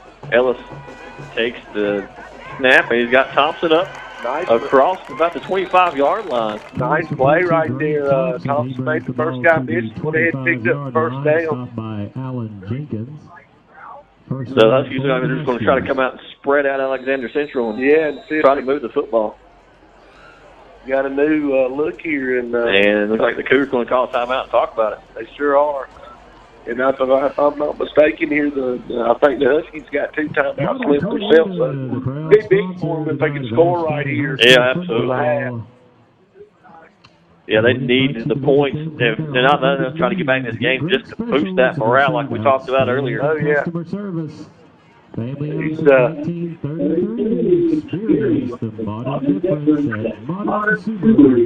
been an interesting first half. So it has been a long first half. It sure has.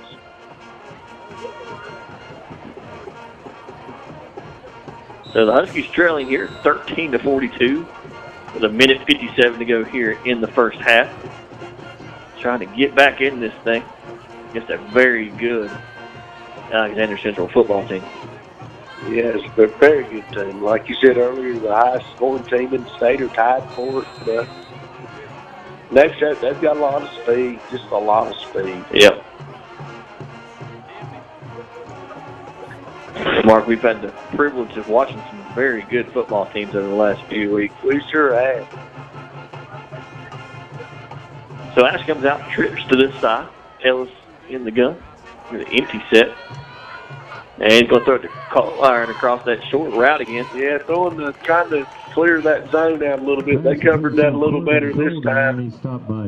Seeing that they can hit the underneath stuff. But hey, that's a 5-6 yard pickup, so we'll take it. Yeah. Staying in that empty set. Yeah.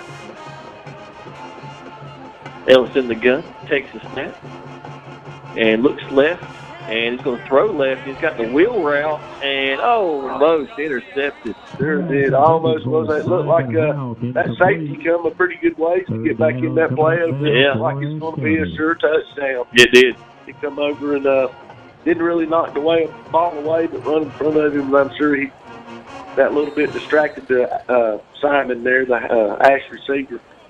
So 3rd and 6. Of course, I'm sure the Huskies at this point are at 4-down territory. I would sure think so. Minute 23 to go here in the first half. Ellis takes a snap. And he's got Cold Iron once again. He's going to pick up the first down to about the 8-yard line. Yeah, nice play there. That's what they call a little Brought down by Alan Jenkins. little rub route or whatever, and then clearing that zone out, just getting that shallow route right there. Nice play call by the Huskies there to pick up the first down. And nice job by Cold Iron the last few plays. yeah, and he's made a couple of good catches and runs on this drive here. So Huskies come out. Once again, they're 2-back set here. And Ellis looks to throw, and he's got Thompson. Oh, just dropped it. Yeah, it looks like might have been knocked away there a little bit, but, you know, a play we've seen Grant Johnson make before. Yeah, absolutely. I see him over here, and he's giving the coaching staff to run that again, but I don't know. There may be something different here. So it looks like the Huskies have come out once again in their 2-back set. 2nd and goal for the Huskies. Ball on the 7-yard line. Send Greer in motion. Ellis to throw. And he's got Judd wide open. Touchdown! Nice play right there. They run the little wide corner play out of screen or the 2-back set, which you don't see a lot of. Very nice play call right there. We'll take another look at our K&K stitch and screen instant replay. So 49 seconds to go here at the half. Looks like the Huskies are maybe going for 2 this time. And now they're going to try to kick the extra point once again. Yeah. They could, you know, they missed that one a while ago, but it's a good call here. Just kick it and get points on the board. Another low snap, and Schuler kicks it through. It is good. So 20-42, Huskies trail. 49.1 seconds to go. So, nice drive. A lot of empty sets there. Kind of spread the Cougars out. Yeah, they did a little bit, done some different stuff there. Your Ashe County forward drive summary of the game, or the drive summary right there on that play was 10 plays, and it ended up with a nice pass play to Judd Price from Colin Ellis for the touchdown. So, there's only 49 seconds to go here before halftime. That's an eternity for Alexander Central. If I'm thinking right, I don't think they've got but one timeout left, so that's good. But, yeah, you're exactly right. That is a long time for Alexander Central. They've scored quick tonight. So, Schuler ready to kick this one deep.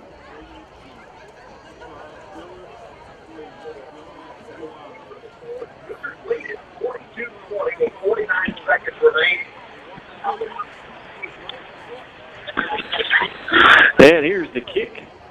And it's a high sideline. It's going to go out of bounds. Way out of bounds, yeah. Just it's going to be a legal procedure call. Yeah. Wouldn't surprise me if he made him die. He's not going to make him kick it over because they're going to end up with pretty good field position right here. Looks like the ball went out at about the 38-yard line.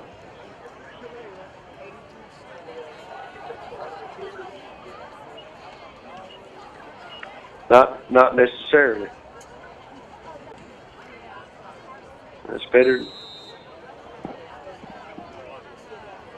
Yeah, they didn't really ask them options. What the option would have been bring it to the 35 if it would have went out of bounds past that. So they've gained 3 yards here.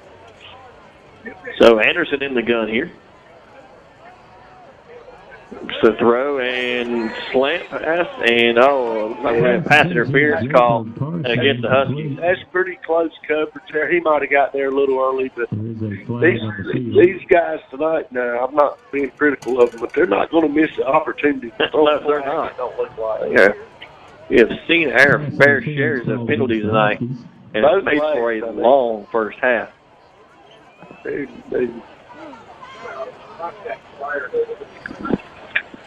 Just looking at the scoreboard here, other scores, and there's several games already in the third quarter. We haven't even made it to halftime yet. No, it's definitely been a long half, but we sure need to keep these Alexander off the board right here. Need to get set. So Anderson in the gun. Godfrey in motion. The field side, and that's dangerous. That's very dangerous. Don't look like Anderson wants to throw, and he's not got much time. And nice job of that Husky defense. Number 77 in there on the tackle. That's Mr. Dillard, I believe. One of those Travis Dillard in on that tackle. Very nice play. It looked like that was a design quarterback draw, but I tell you, it looked like the Huskies about fell asleep right there. Letting Godfrey run that sideline. That one of the fastest guys in North Carolina. Get out to 11 seconds to go here in the half. Gunner hands off up the middle to the fullback, number 10, and that looks like it's going to probably do it here. And yes, that will do it here for the first half. Huskies trailing this one 20-42 against Alexander Central. A very good and fast Alexander Central team. Yeah, the Huskies had some bright spots in that first half. The offense, of course, played pretty good. Defense held a little bit, played better. They played better. I know that don't sound very smart, giving up 42 points, but they did play better. Hey, it's a 20-42 game. Maybe we can flip-flop this thing in the second half, see what happens. So we'll be back for more in the second half here in the Sky Zone HD game of the week just after the break. When it comes to insuring your home, business, automobiles, and property, you want an agency you can depend on. Miller Insurance has been serving this region for more than 60 years and are proud to now represent Everett Cash Mutual, which specializes in insuring farm property, equipment, livestock, and more. Before you renew your insurance policies, give us a call at 336-246-7151 or come see us in downtown West Jefferson. Miller Insurance is proud to be your hometown insurance agency that supports our hometown team. Welcome back to the Sky Zone HD game of the week. We are here at Ashe County High School, where the Ashe County High Schools have welcomed the Alexander Central Cougars. They are trailing right now 20-42, and it was a rough half for the Huskies first half, Mark. It sure was. Of course, that high-powered Alexander Central offense is definitely tied through the state, like we said earlier, with averaging 50 points a game. Of course, they're already up to 42, so everything you heard and watched about them is as good as advertised. Yeah, we'll go over a few stats here from the first half. Total offense, Huskies ran 34 plays for 238 yards.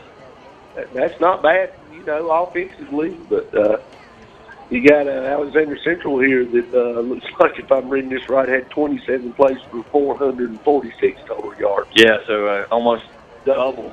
Yeah.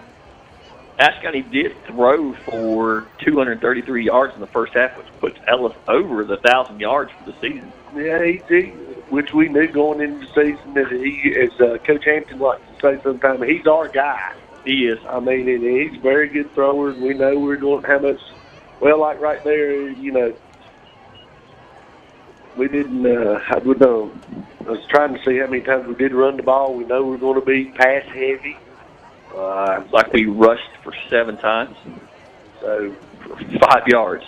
Yeah, not a whole lot of running yards there, but that's I hate to keep saying it, but that's to be expected. This is Coach Hampton's I think 4th year here at Ashe County, 3rd year running the air raid, and he's not one that's going to put it on the ground too much. He likes to put the ball in the air. So just looking over things here. For Alexander Central, Bryson Godfrey gained 148 yards on the ground that first half alone, Mark. Yeah, he's as good as advertised. How many is on that? And that's on 8 carries. Yeah, longest 77. Yeah, averaging 18 yards a carry. Yeah, I mean, as good as advertised. And they've only thrown the ball 4 times, but they've thrown for 133 yards. Yeah, they hit a couple of passes there, but like I said earlier, they reminded me of Highbrighton last week when Highbrighton threw the ball a little bit. They don't look very comfortable throwing the football. They're going to run the football, I'd say, basically. But sure, you got to be able to throw it some, so that may be something you see. You hate to say it, they may come out in the second half and work on that passing game a little bit. I don't know.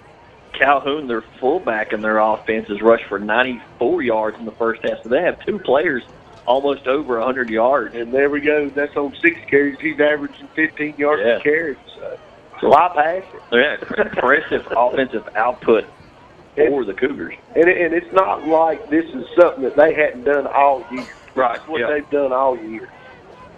Yeah, just looking over some things here from Alexander Central. Of course, Godfrey, we said, has gained 148 yards. So, and Godfrey's attempt to reach 100 yards in this game, 10th time in his career tonight, which he did. And once he reached it, this will be the 5th consecutive game doing so, dating back to last year's finale at West Iredell. Yeah, that's impressive. Just looking here at some Ashe stats, one thing with Ellis, which the Ashe team has always been very good and had a good quarterback the last couple of years, dating back to Connor Bowers, and now Ellis at spreading the ball around to this offense. I'm just looking down here at the stat sheet, and we've got 4 different receivers that have caught, passes tonight. It's not like just one passer here. It looks like Judd caught 5, and Grant Thompson's caught 3, and Corbin Coldine's caught 3, and Simon Houck's caught 2. Yeah, we've spread it around, and, it's kind of been one of the things where they really haven't stopped us as much over on the interception. We've just kind of hurt ourselves. Yeah, we've had costly penalties, and like you say, the costly interception.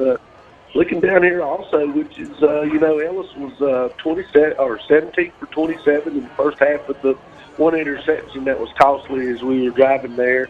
Like you said earlier, 233 yards.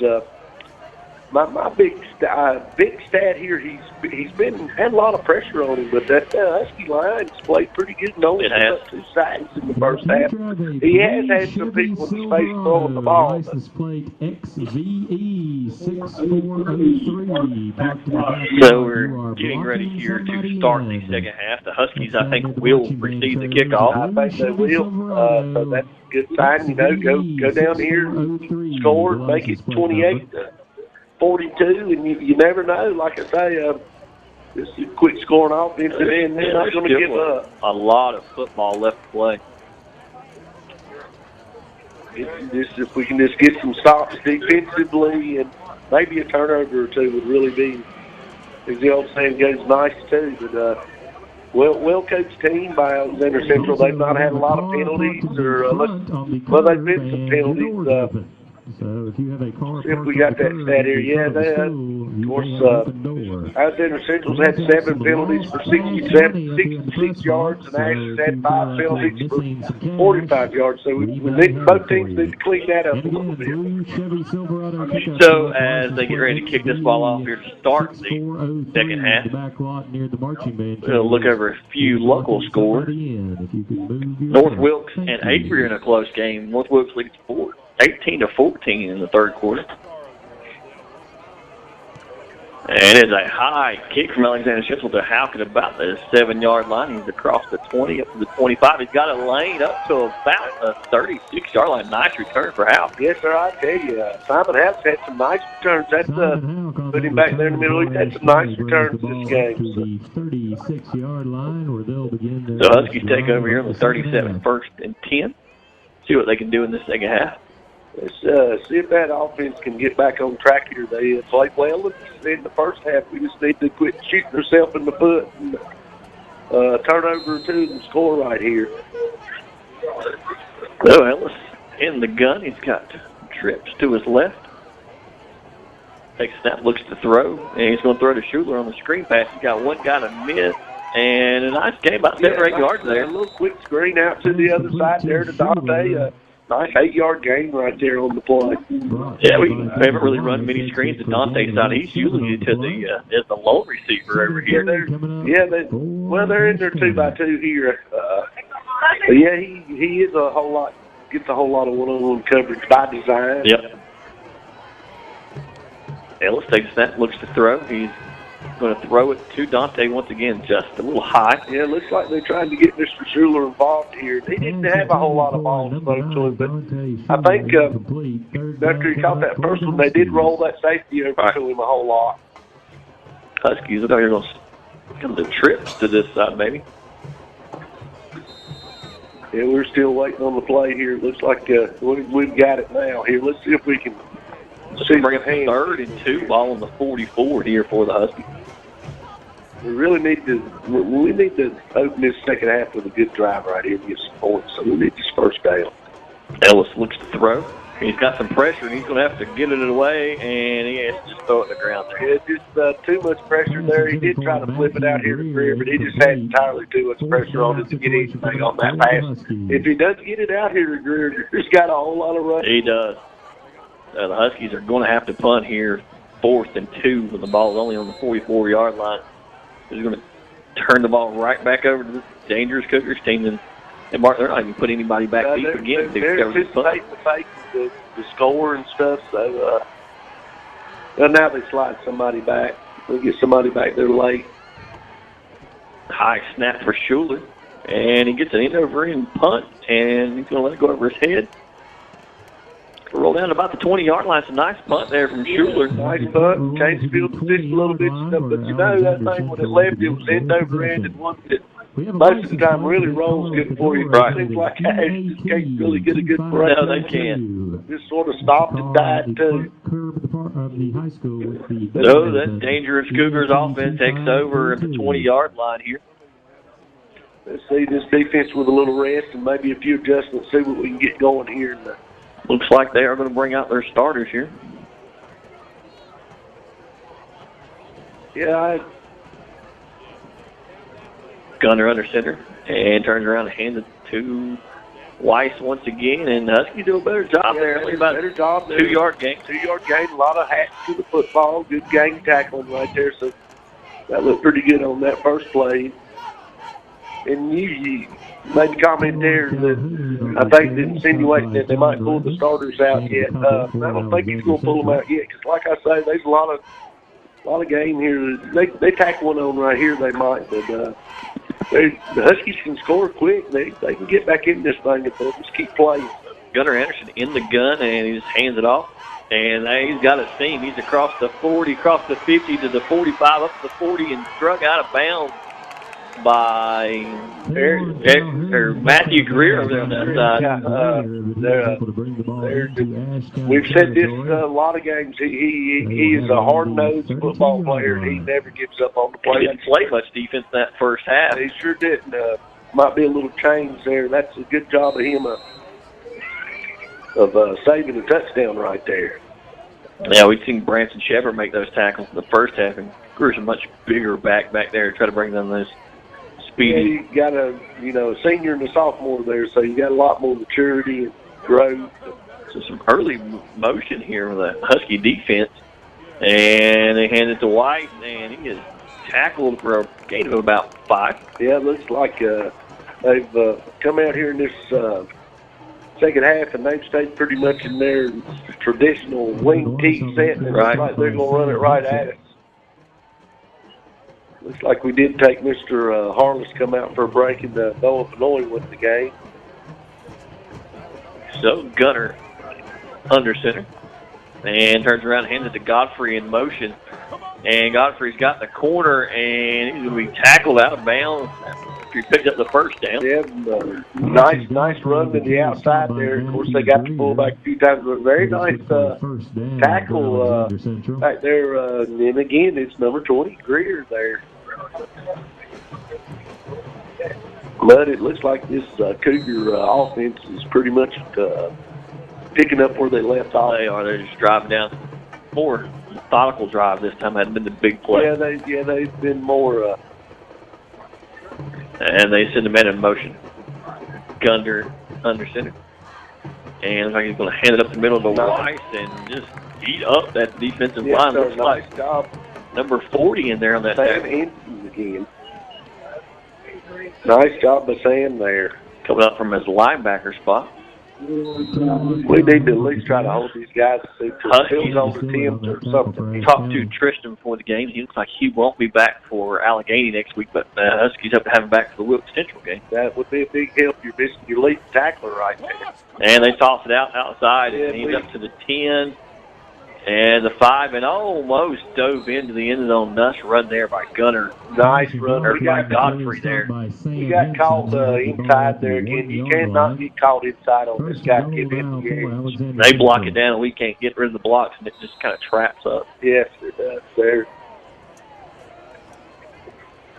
So it looks like Gunner Anderson's just going to keep it up the middle and touchdown. Down over here on this side. Yeah, that's like I said earlier there in this drive, they picked up where they left off. So we'll see Gas come on once again for the extra point. Need to get lined up here. We're there's a snap, hold, and kick, and good. And that brings the score 20-49 Cougars. With 8:34 to go here in the third quarter, and they just kind of drove it down. Yeah, they a little, like you said, a little more methodical, and we done a little better job attacking. We did. Had some better plays there, but it's just this Cougar offense is hard to stop. They're very well coached and good offense. So that brings the score 49-13, or 20, excuse me. So we'll come back out and receive a kick. We've received a lot of kicks in the last couple of weeks. We ought to be well versed in that one. No, I believe we're at home again next week. We are. So that's.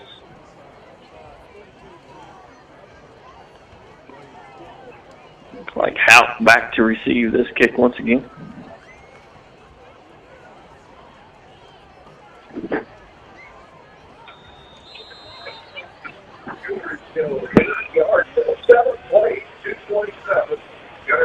So there's the kick, and it looks like Thompson's going to take it at the 15, across the 20, up to the 30, up to close to the 31, 32-yard line there. Yeah, the Huskies have done a nice job returning tonight.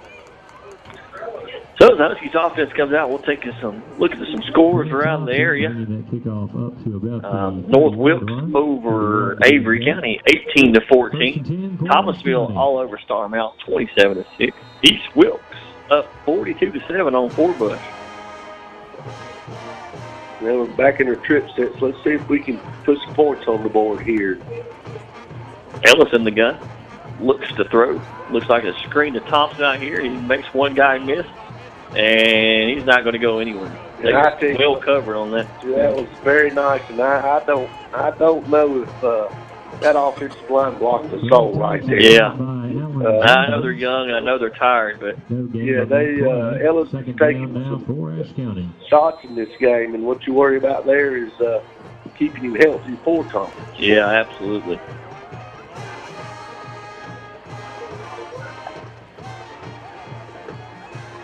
Ellis in the gun. That is a bad snap, and Ellis is going to take a hard hit trying to recover that ball. I tell you what, that's almost a helmet-to-helmet play right there. Both kids are down right here, so you know that's a helmet-to-helmet contact. We got no flag right here or nothing. Yeah, both are very slow to get up. Yeah, Alexander Central player has moved. That's not a very good sign. I don't know. Be interesting to see who the backup is here if Ellis can continue. Both players still down on the ground. Yeah, that was a pretty violent collision right there with Ellis, down on the ground, pretty much defenseless. I'm sure it wasn't intentional. Kids trying to get the ball or anything like that. It's just a bad case of the way the play ended up happening. It looked pretty much helmet to helmet here. Yeah, both players still are on the ground. The trainers attend to them. The Alexander Central player has set up now. Yeah, and Ellis is sitting up there talking to him. And they have gone back to Ellis. He retreated. Looks like some coaches coming over to check on the other player. Good to see. Around that they were all diving. Yeah, that was just, like I say, unfortunate. And Ellis is back on his feet. He's going to have to come out for one play. He's going to have to come out for one play.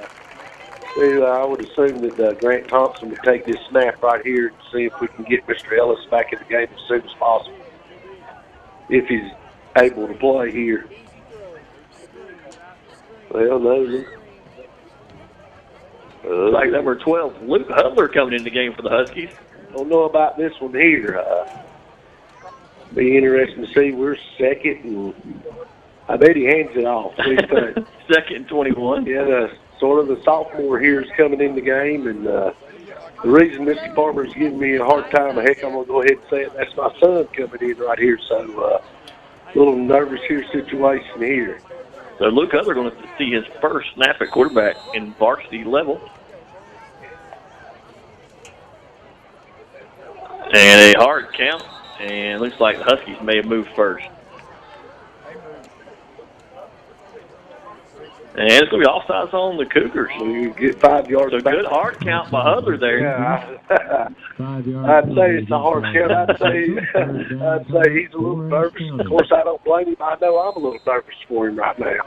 So Ellis still got his helmet on, walking around trying to shake the cobwebs out. Hudler in the game. And another bad snap. He just has to get on it. Yeah, maybe that's probably a snap to probably should have been handled. It was a little to the side there, but I'd say some nerve and everything else there. So we're going to have to punt the football here. It'd be interesting to see what happens here. It does look like Ellis has not went to the bench or anything, and he's up and he's good. So that's a good sight to see. That is a great sight to see. And Schuler back to punt the ball, and he gets another high punt. And it is short of the 50, but takes a Husky roll up to about the 47-yard line. A good roll there on the punt. And it's a good thing because that was not a very long punt from Schuler there. If somebody comes up and catches it, it could have been a good returnable punt, too. Yeah. So this dangerous Cougars offense takes over once again with 6:41 to go here in the third quarter. Cougars are leading 49-20. Let's see what happens here. St. Jude Walkathon, September 24th, Lansing. Gunner in the gun, hands it off to Godfrey, and he's got a lane and look out. He is wide open, breaks through a tackle. Yeah. He's got one man to beat, and he will not be caught. Touchdown, Godfrey. I tell you, this kid is, it's like I've said earlier, they're as good as advertised. They are. You know, we talked last week when we saw the Highbright team. That may have been one of the fastest and strongest teams we've seen, but this Alexander Central team may be quicker. No, are they in the same league? They are not the same league. I didn't think so. Alexander Central is a 4A. That's right. That would be a fun one to watch. Yeah, I would love to see that matchup. And the kick is no good for Gass. He has finally missed one here tonight. 55-20, Missed the extra point there, finally. So that has the score 55-20 here with 6:31 to go in the third quarter, and the Cougars keep pouring it on. Yeah, they sure do. They're running the ball and just playing football, so they just got to keep playing. Keep your head up, keep trying to play. And yep.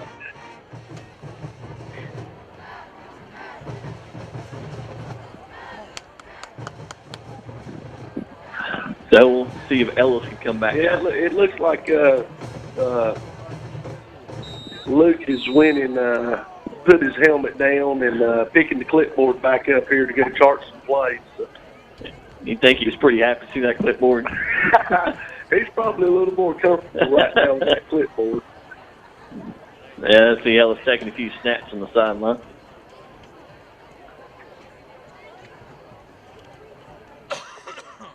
So Gass ready to kick this ball deep for the Cougars.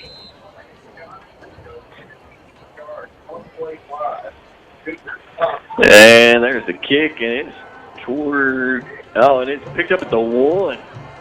And it's crossed the 10. He makes one guy miss. He's off the 15 to the 20, and he's going to take it down to 22. Yeah, that's dangerous. That's very dangerous. That's one he might not let roll in this. Yeah. But I guess it don't really matter. We're still starting at the 20. First and 10 coming up for the Huskies.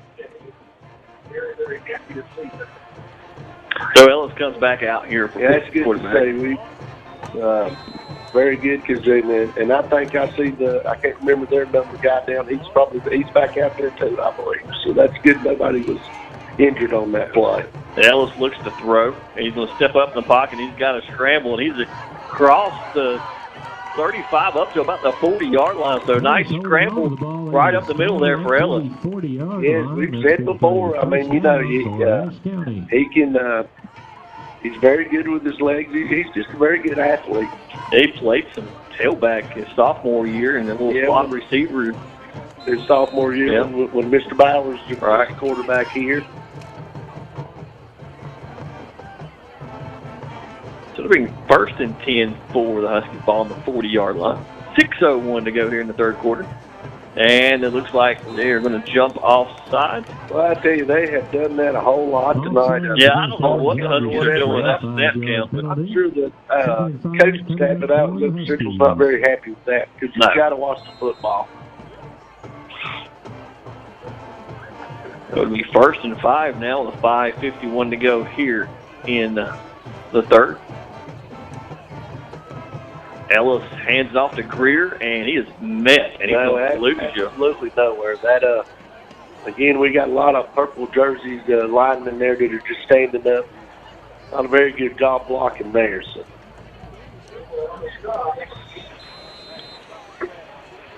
bring up the second and 6.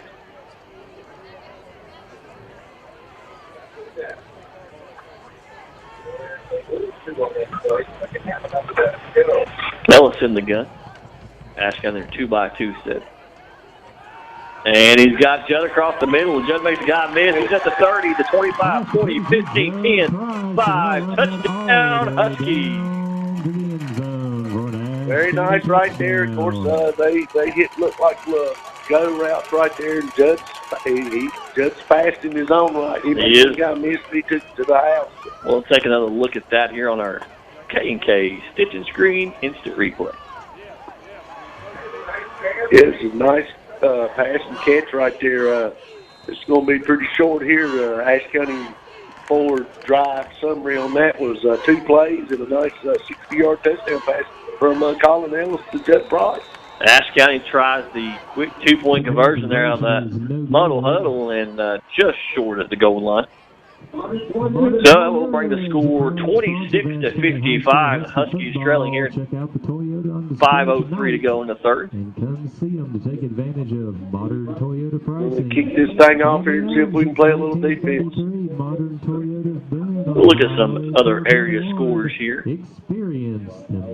Johnson County up 14-0 on Chucky Doak. North Wilkes still leads Avery 18-14. East Wilkes is all over Forbush, 45-7 in the fourth. Wow, that was a major letdown for Forbush after beating Starmount last week. Yeah, Starmount is having another tough night. They are losing 34-14 to Thomasville. Thomasville was 1-3 on the season, which I don't know who they played, but Starmount is still winless early on the season. Thomasville is pretty much a traditional power. They're always a pretty good football team down there. West Wilkes is still up on North Iredale 7-0.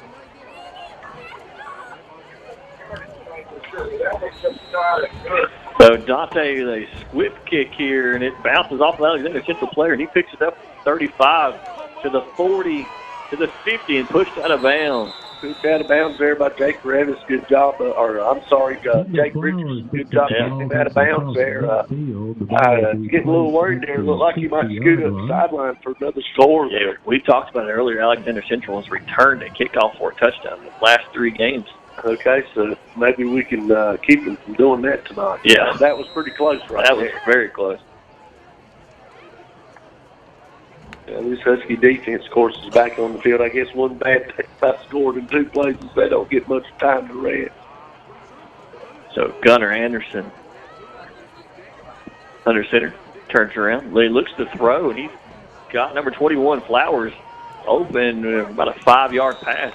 Yeah, ended up getting 7 yards on the play there. Good play out there by the linebacker. Make a nice tackle, not let him get much any more than that. to pick up a 8 there on the first down throw from Anderson to Flowers.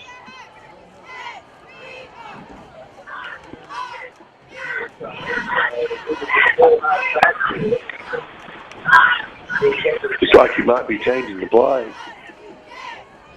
Gunner turns around, hands it off up the middle, and he's got a seam. That's White once again. They just give it to the fullback here, a little lead play up the middle, and he come pretty close to breaking that. Devin Weiss, who is a junior running back, 5'9", 190.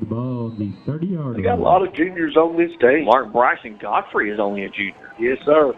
Got a lot of juniors on this football team. This will be a very good football team next year. Thank Better is a pretty good football team. Yeah, they are. They would be extremely good. And the handoff to Godfrey up the right side. Look out. And he just tackled about the 15-yard line. Little cross-butt play. I mean, they're getting 10 yards to carry. They are, yeah. 10 yards to play. They'll have the ball at the 16. And he's finally took Godfrey and number 10 out of the game here. So. I think Godfrey only needed about 300 yards to have 1,000 on the season already. I'd say he's pretty close to He's that. got to be.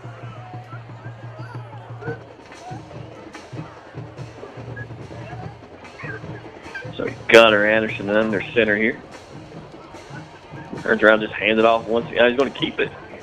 And he's slicing and dicing, and he will score. He just kind of made one shifty move, just walked in the end zone after that. Couple of missed tackles again there, but they're just, I tell you, they're definitely as good as advertised. They are. Just, which in this Husky defense has, I mean, I hate to say it, but they have struggled the last They have. They're such a young defense. Absolutely. Getting some very good competition like we talked about. But. I mean, right now it feels like the whole world's against them, but I don't think they realize how much this will help them once we get into conference play. Yeah, definitely. They're battle-tested. And bad snap, and Gash just had to get rid of it. And so the score 61-26 here with 3:20 to go in the third quarter. So we're getting dangerously close to that running clock once again. Yes, we are. For the second week. That's probably what they're talking about right now. And so, but like we said earlier, I mean, this is only going to make it better for conference play. Yeah.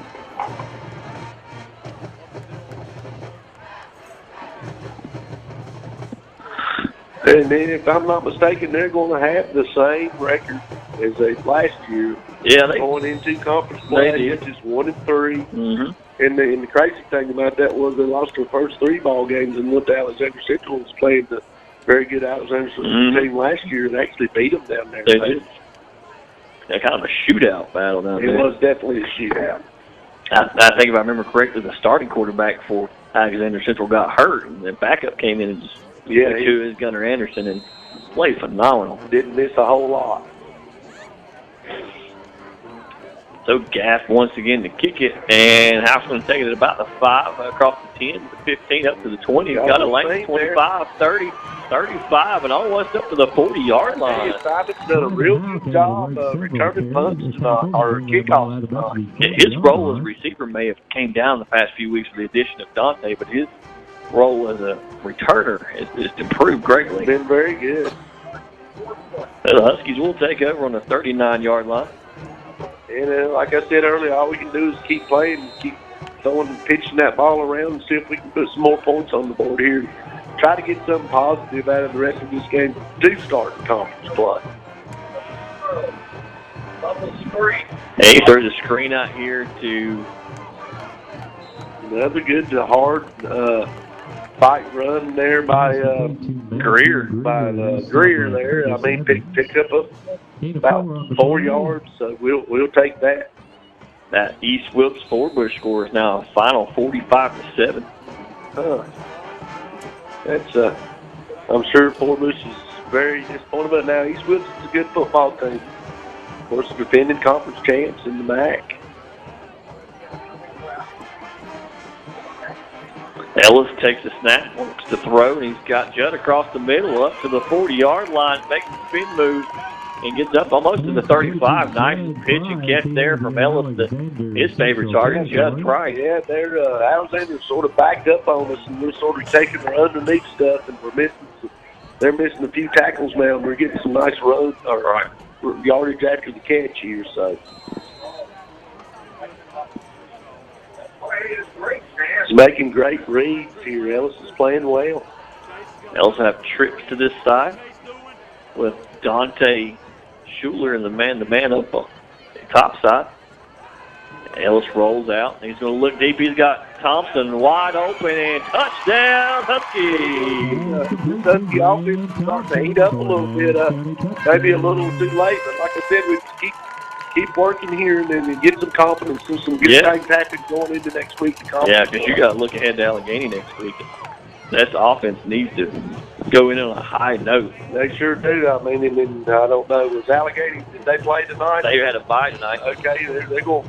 They're going to come into town with an undefeated record themselves. So. And it's that muddle huddle again. And Howe's going to get in on the 2-point conversion. Yeah, very nice play there. Finally got the muddle huddle one time. And again, quick scoring offense here. If we can just get some defense or maybe a turnover to go along with it. We do have a whole other quarter to play too. We'll take a look real quick on the K&K Stitch Screen instant replay. And your Ashe County Ford drive summary there was just took 3 plays and had a nice 50-yard touchdown pass to Judd Price, Grant Thompson there. The offensive line give him time, and it's a very nice play. So 2:03 to go here in the third quarter. Their score is Ashe County 34, Alexander Central 61. So Ashe County's offense starting to roll a little bit, Mark. Yeah, just like I said, hopefully, it might be a little too late, but you never know. Get a couple of turnovers here, and which we can see they can score quick. Yeah, that's one thing Ashe County has not been able to create in the last couple of weeks. They have not created any turnovers. No, I don't know. Not special teams or on defense or anything. And I think the first game of the year they created about 3. So.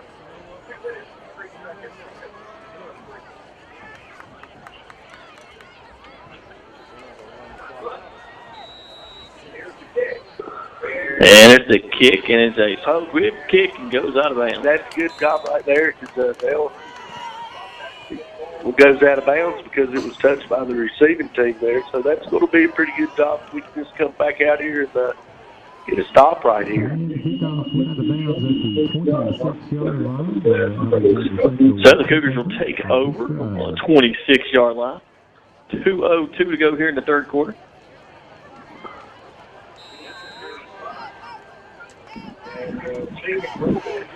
Yeah, if you like offense, you've seen a lot of good offense. You have.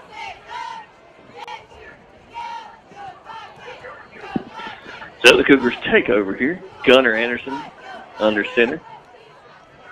Godfrey in the backfield. And the handoff is to White. He stood up in the backfield. Very nice penetration there. Who is that over there? The first man there was a nice penetration. Oh, good job by Ethan Shepard. Oh, I'm sorry. That is Ethan Shepard there. The senior there with nice penetration. And then Jake Richardson also come to help on the tackle. Good first down play there by the defense. Actually, got him behind the chains. Yeah. But you shortly can't let up because it don't take one play for these guys. Anderson under center. And he hands it off once again, and the Huskies are right there. There once again. Very good.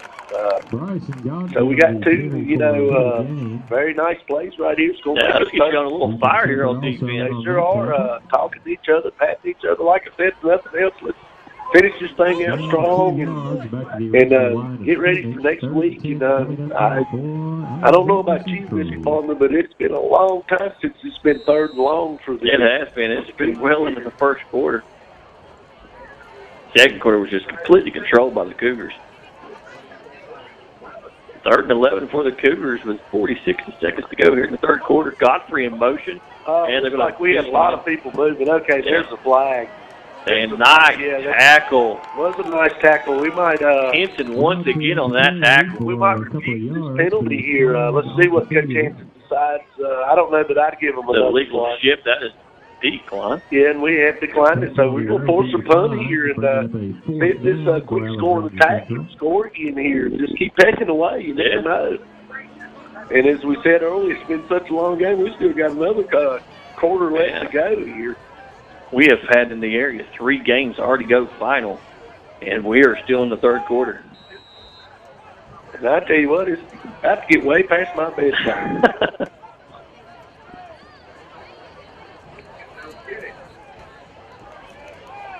So Alexander Central ready to punt. And the punt is taken by Greer. He's across the 40. Oh, man. No flag. Up to the 40, up to the 30, and out of bounds. About the, oh, goodness. That's a terrible late hit. There's a flag. Finally a flag coming in. That was a late hit right there. We come real close to getting a block in the back when the thing first started. Very good job by Branson Shepherd to let up right there, but I don't think it's really anything intentional there, but that's going to be nice return by Greer. Very nice return. He almost broke that thing. So Greer done a good job there. Now we're going to get 50. Oh, wow. Oh, wow. Holy cow. And I sure didn't see that. I don't know what Hampton is coming unglued. And rightly so, Mark. I don't much blame him. I don't know what happened. If anything, there. You might maybe call. Something happened there that missed zone out in the field that something was hit late, but that looked like pretty much a late hit on take it all the way back to the 48-yard line. And I'd really hate to say this, but these because I know what they go through.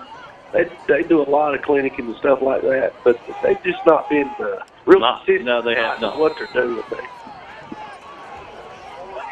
So a big penalty brings the ball back to the 48-yard, and that's almost the spot where maybe the block in the back, but wow, it looks like they missed 2 right there. But the block in the back on Ashe County on the return, and then this down here is just so. So Ellis looks to throw, and he's got pressure, and man, he gets rid of it. Okay, block to the 40. Greer's still running. He is still running all the way up to the. That was just an awesome effort by Ellis there. Just a great play. Seeing him out there, and he was pretty close to being down, but hey, we'll take it. Yeah, man. It's a great effort by him and a great effort by Greer. And that will end the third quarter. A little excitement here. 61-34, your score. The Huskies trailing here, and that little excitement there at the end of the third quarter, Mark. Yes, sir. Getting a little chippy out there and everything else, but that was a great effort. And like I say, pretty close call there. Maybe he was down, but they didn't call it, so we'll take it. That's all you can do. But these guys have had their moments tonight. They've had their moments. Olivia Shepherd. So as we start the fourth quarter, it has been an exciting third quarter. Very exciting third quarter. Huskies put up some points, put up 14 points there in that third quarter. Abigail Hopkins. Let's see if we can get a drive here. So the Huskies are ready to start this fourth quarter. They will have the ball on the 32-yard line. 1st and 10. It is 1st and 10. Let's see if the Huskies can get this ball in the end zone here. And hey, like I said earlier, let's just play. Keep pecking away and see what happens. Ellis in the gun. 2-by-2 set. Looks to throw. He's got pressure. He's going to step up, flag down. He's going to throw, and he's got Judd. That's a touchdown, Huskies. But we'll see what the play is. Another sort of a drag down there. If these guys don't get a handle on this thing, it may get out of hand here. Yeah, and it's like it's going to be against the Huskies. If we not line up right, what's going to be the call here? That's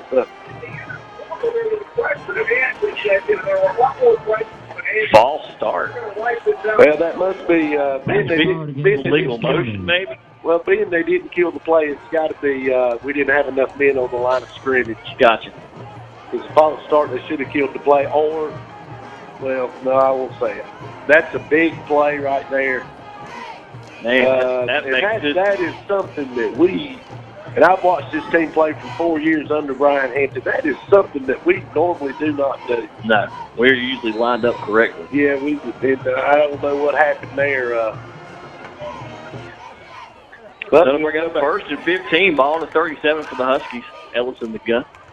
Looks to throw. And he's going deep. And it is picked off.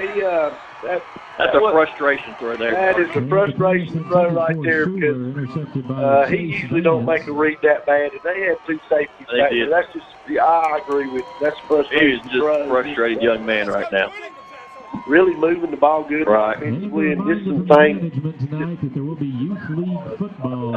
got to him there. Yeah, the motion's got to him there. Take a touchdown off the board. Yeah. All trash needs to be cleaned up for our youth league football tomorrow. So the Cougars will take over. See this Husky defense can. Yeah, they played very well the last series. So let's see if they can do it once again here. So the handoff to Godfrey. He's got a lane, and look out. He has got the sideline, and he will not be called. 40, 35, 30, 25, 20, 15, 10, 5 touchdown Cougars mark. That's a 90-yard run right there by Godfrey in one play. In one play. That is a. He got to the outside, broke a couple of tackles, and then we didn't have anybody that was going to catch him. No. There's no one here at this stadium that could have caught him. Wow. He is a fast young man. He is a handful. And did you say earlier only a junior? Only a junior, yeah.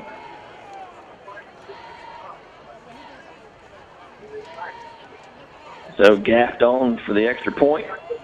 And the kick is a wobbly kick. That was probably his worst kick of the night. But it was good. Went right through. So that brings the score 68 to 34, Alexander Central. And it just seems like every time something good happens with this Ashe County team, especially in this game tonight. It's kind of been that way. Even in their win against North Surrey, it was kind of like that. I don't know. Just something seems to go wrong. And you see these officials talking down here, and you hope that they're, this game's getting real chippy. Yeah, it is starting to get a little chippy.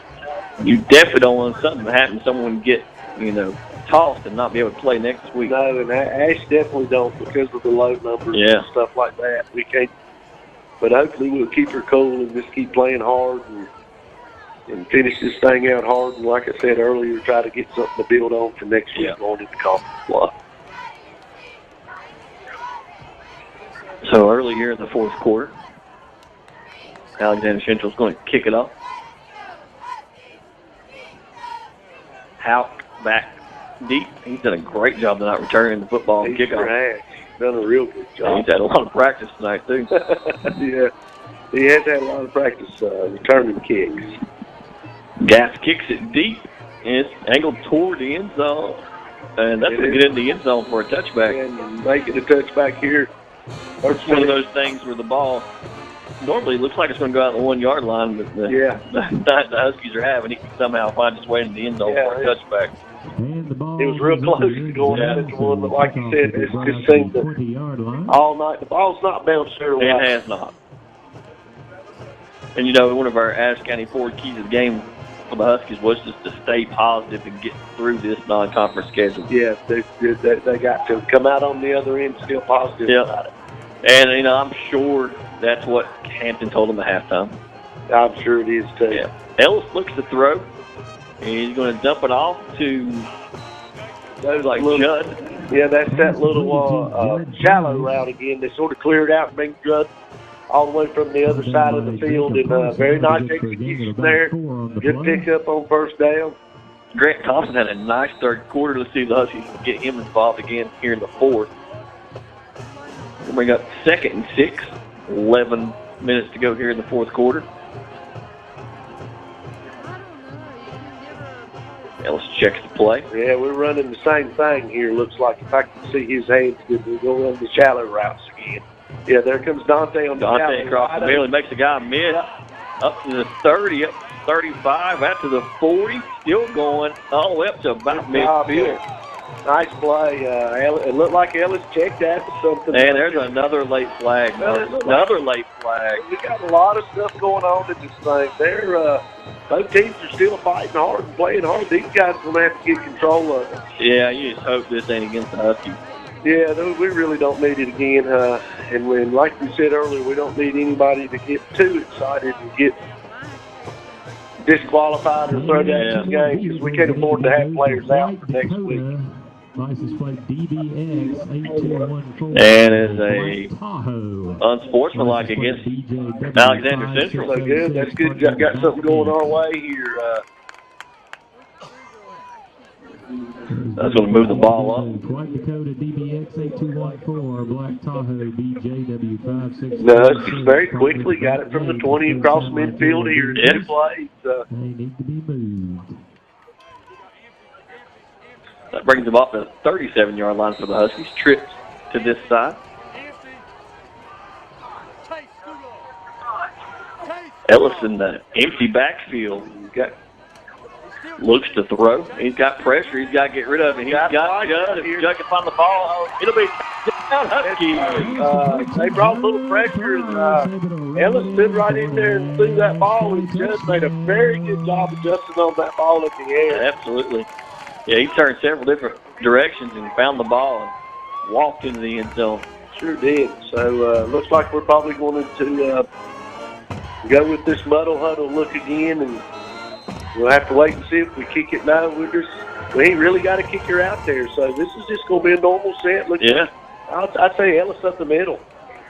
And he passes to Matthew Greer wide open. Very nice play right there on the little old. They showed that one time last week. Yeah. They're not. That's the Florida Tim Tebow. Tim Tebow looks jump pass there. So very good job. So we'll take another look at it here on the K&K System Screen Instant Replay.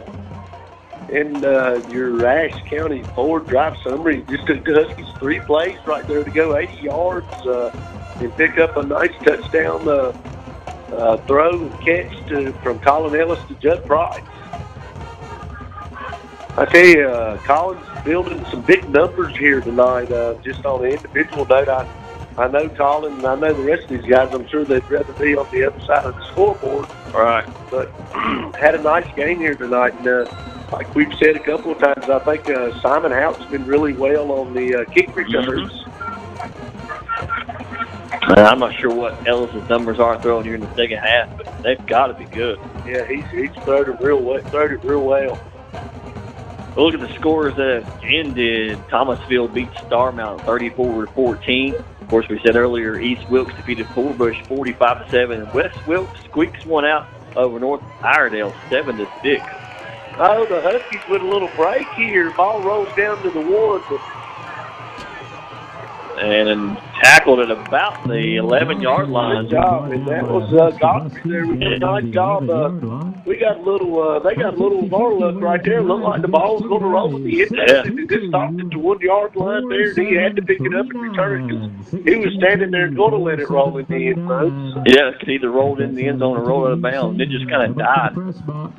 Yeah, it's real close to going either way. Rolling out of bounds, like you said, or in the end zone. So that's a break there. Let's see if we can get a stop here. And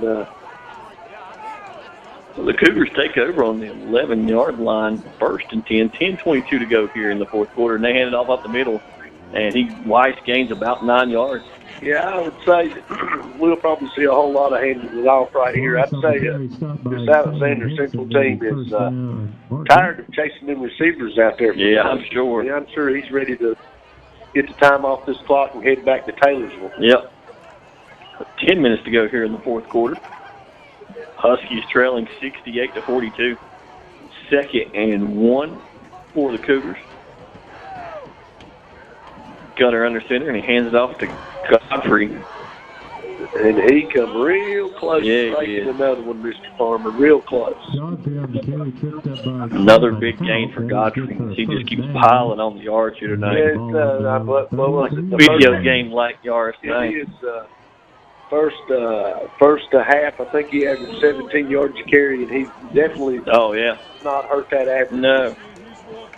Of course, the Cougars as a team come in averaging almost 20 yards a carry. Yes, they've definitely not hurt their average none of them. No. And we got another flag. Seen our fair share of flags tonight. We sure have. It looks like it's going to be against Alexander Central. False start or illegal formation.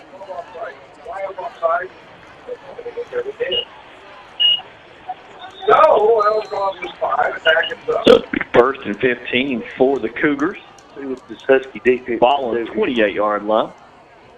And they hand it off to Weiss up the middle, and he makes a couple guys miss. And another guy missed. And he's still going at the 50-yard line. And he's up to the 40, almost the 45-yard line. Nice effort by Weiss there on the carry. Of course, he had a good hold to start with, then he made a few Huskies miss. Just a very nice, hard run. So they continue to pound it out here on the ground. 9 minutes to go in the fourth quarter. Fourth quarter here. In this marathon game. And handoff up again. Once again to White. He is a shifty guy up that middle. Yep. For his size, he's very shifty and good balance. And Devin Weiss is a 5'9", 190 junior. Yeah, they got, like we said earlier, there's a lot of juniors on this team that are playing. Yeah. Quarterback's a junior. Weiss is a junior. Godfrey is a junior.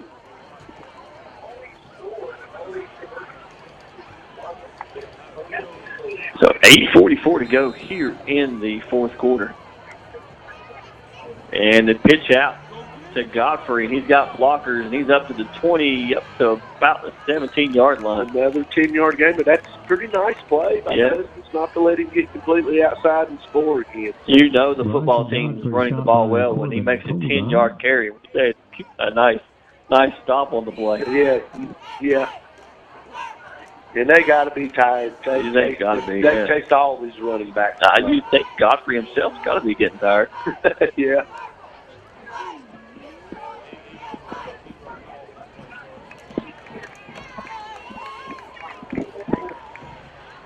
So first and 10 ball on the 18 for the Cougars. They hand it off up the middle to their big fullback, number 8. Yeah, and he just absolutely barreled his way through. Yeah, for a nice 5-yard gain. Bring the ball up to about the 11-yard line. Trajan Calhoun. The Avery County North Wilkes game just went final. Avery County picks up another win, back-to-back wins for them over North Wilkes. North, after the big win over Forbes, sort of fell off a little bit here. Yeah, that'll bring them 2-2 on the year. And the handoff is to Godfrey, and he is tackled close to the first down. That offensive line, I know Godfrey's pass does a pretty good job, but we might not give these guys. We are not giving these guys enough credit. They are firing off the ball. Yeah, they're driving us down the field, getting right in behind them. That's Godfrey down. Got a player down. I don't know. Is it? Probably a cramp. No, it's not Godfrey. He's just walking off the sideline. Yeah, this offensive line, they're not just blocking people. They are putting people on their back. They're playing very well. Yeah, they're just pancaking people left and right. They're a big offensive line. Looks like there's just a cramp here they're trying to rub out. Yeah, so that's good to see. Of course, it's not real warm here tonight. It's probably just exhausting because it's late in the night here, 10 o'clock, and we're still in the fourth quarter. All the other area games that went final. It's a good fall evening here tonight. It is. Feels like football. It sure does feel like football. Well, while we got a minute here, I'm going to go ahead. You're right ahead. I've done it so far this week. If you're not doing anything tomorrow, you can come out and watch the Little Huskies in the middle school play.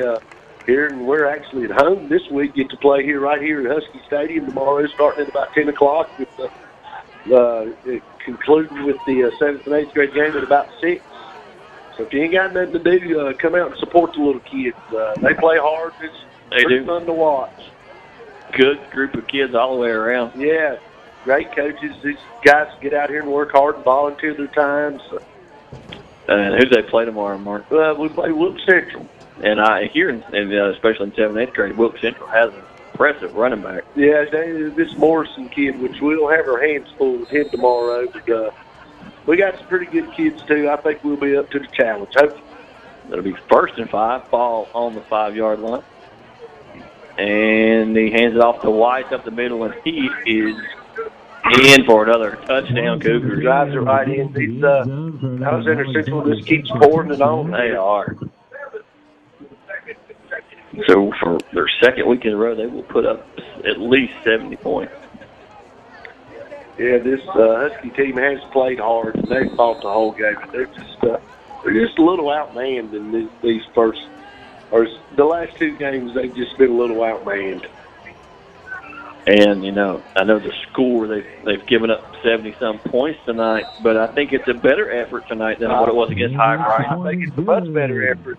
There's some improvement out there on the defensive side also. Yeah. Of course, the offense has improved from last week. They have much improved. Yeah, much improved from last week. Put some points on the board. Just got to keep chugging at it and hope things get better when you get in next week when you start your conference play. I think last week was one of those games where they'd seen the rankings all week long. That played a big part in their head. They were not they defeated before they got down there, but they were thinking about it at least. Well, they come out tonight, and I'm sure it helped being back at home. Like you talked about, they'd had the bye week, so it'd been pretty much about a month since they played again at home. They come out with a little bye week tonight, and I think they did at High Bright.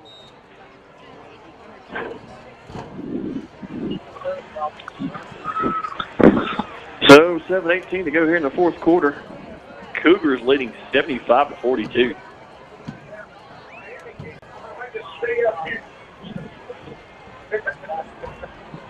It is 75-42. Devin White, the 5-yard line. Well, the Cougars get ready to kick it off here.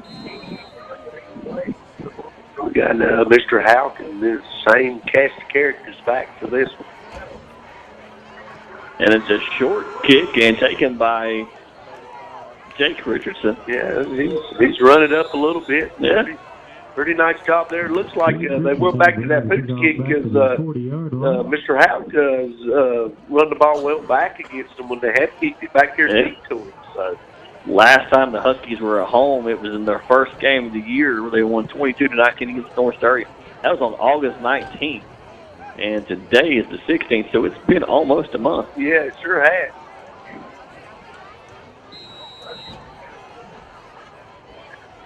And we talked about earlier, they will be home again next week against Allegheny. Ellis looks to throw across the middle, and nice. We almost caught that thing on the rebound, but Price catches that right there. Yeah. Coming up for the Huskies. Nothing but green grass in front of him, Mark. Oh, yeah.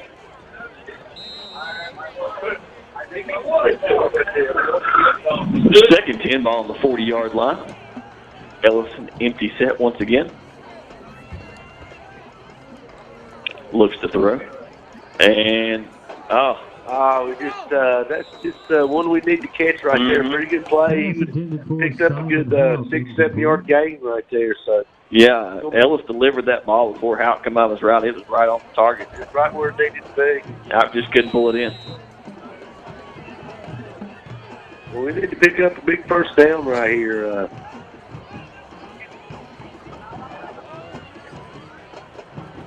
Ellis looks to throw.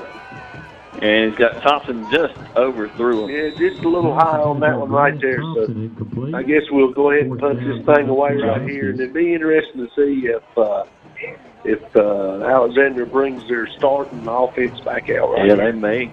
They may see what happens. I mean, my thing there is old saying goes, you coach yours and I'll coach mine, which is fine, but I would be more concerned with maybe getting what they hurt or something like that. Yeah, they've seen somebody go down in the last play, and you just don't want that to happen. And nice punt from Schuler, and they're going to let it roll. It's going to take a Husky bounce all the way down to the 6-yard line. So good flip of field position there. Yeah, nice punt by Dante there. Got a good roll again. Maybe things are starting to turn. We're starting to get a little roll here in the second half and stuff. They're at least going to bring out their starting quarterback. Well, it looks like he's bringing them right back out again. So this Husky team's going to have to keep playing here. I don't see Godfrey. No, I don't see Godfrey. It ain't like these other guys are pretty good too. Yeah, they're pretty fast. And we had too many players on the field. Man. And these guys, Coach Hampton's always been one of those coaches where it's about the little things. Do the little things and the big things take care of themselves. Oh yeah. Last couple of weeks, the Huskies have not done those little things. They got to get back to that. Ashe County. And Weiss once again. Good play there by who is that getting up off the pile? Very nice play there by number 85. I don't know who is number 85 here. We'll have to check and see. Ben Graybill in on that tackle. That's a very nice play by Ben.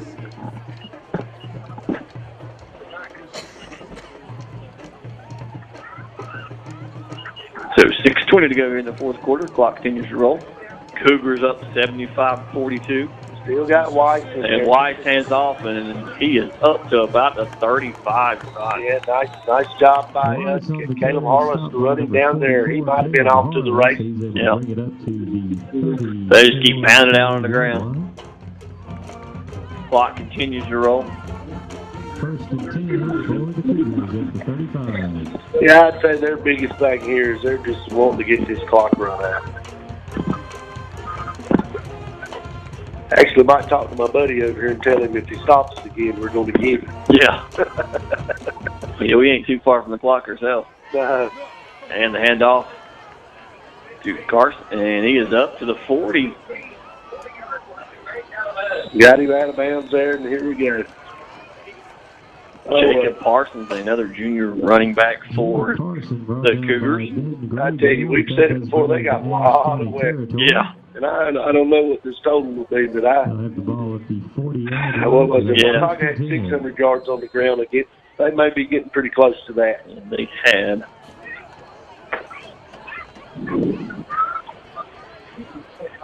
They had 333 at half. So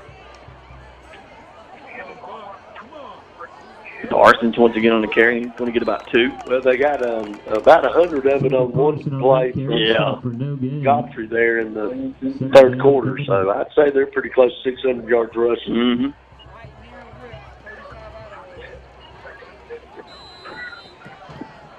A good stop there by the Huskies.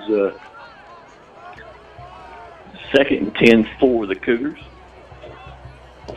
Ball on the 40-yard line. And let's turn around, hand off to Weiss once again, and they're just not going to go real far. Another nice tackle by Hinton. Yeah, Ben Hinton's played another good game tonight. He played pretty good down at Starmount last week. So. 3 yards on the play. Third down coming up for Alexander Central. So this clock's winding down here late in the fourth quarter here. Huskies still out here playing pretty hard. So,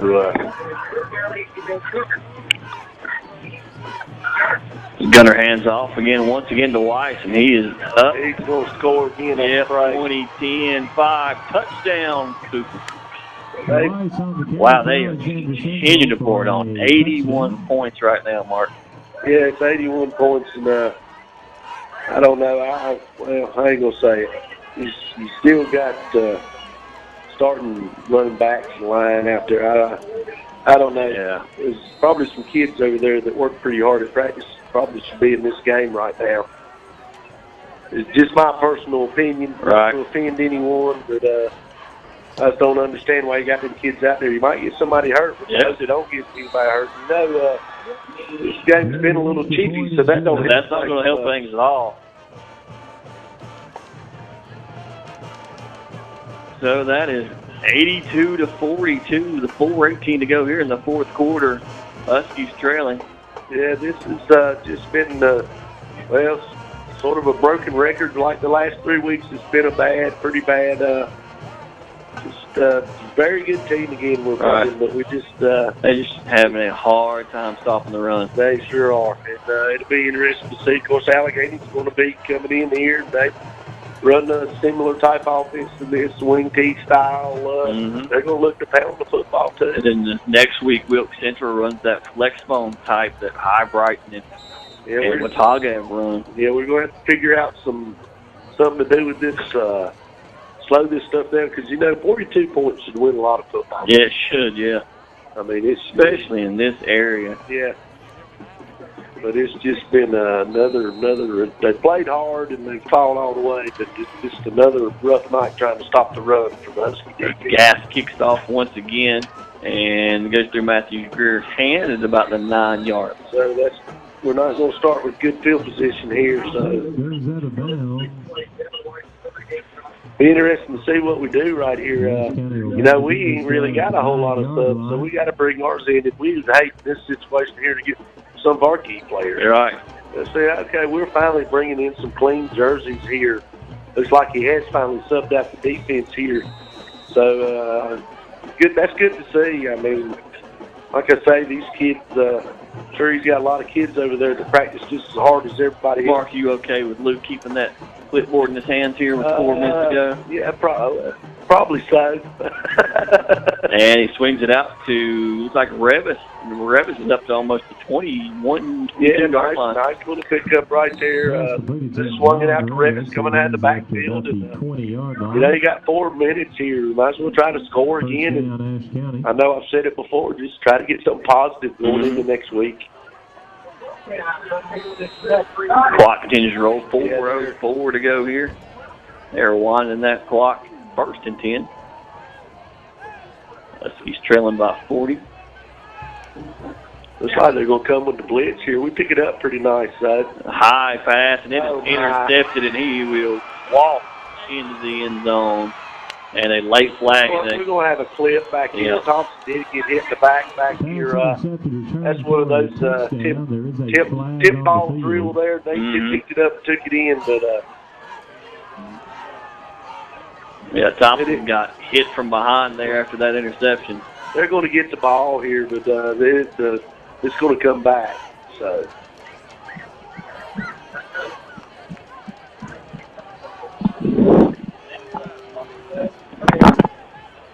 So the official call is they're definitely marking it back. Yeah, it looked like he did signal a block in the back, and it looked like right after it tipped off Thompson's hands, he did have a block in the back there. So that's a pretty good call by these guys. And a big break for the Huskies. They can put up. We do finally have, we got the quarterback back out there again. Looks like he's got a new offensive line. Yeah, a few different backs in the field. Now here comes number 10 again. Yeah, Weiss is going to get one. Timeout. Looks like he's done unhooked his shoulder. Decided to put him back in. So Alexander Schuster's going to take a timeout there. Clean for our youth football coming up tomorrow here at Husky Stadium. So Allegheny comes in. They have had a fairly good season here early on. Yeah, if I'm not mistaken, they've not lost a game so far.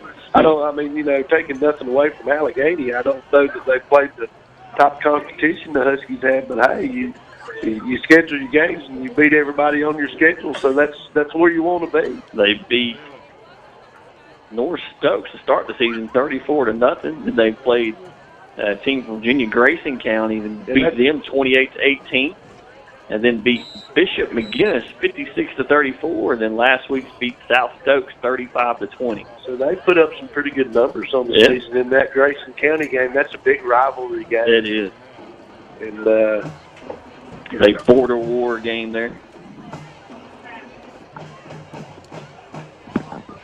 The Huskies will be glad to get into conference play next week. Yeah, I think they surely will. 3:42 to go here in the fourth. Here we go. We're waiting on the officials again. Huskies down 40.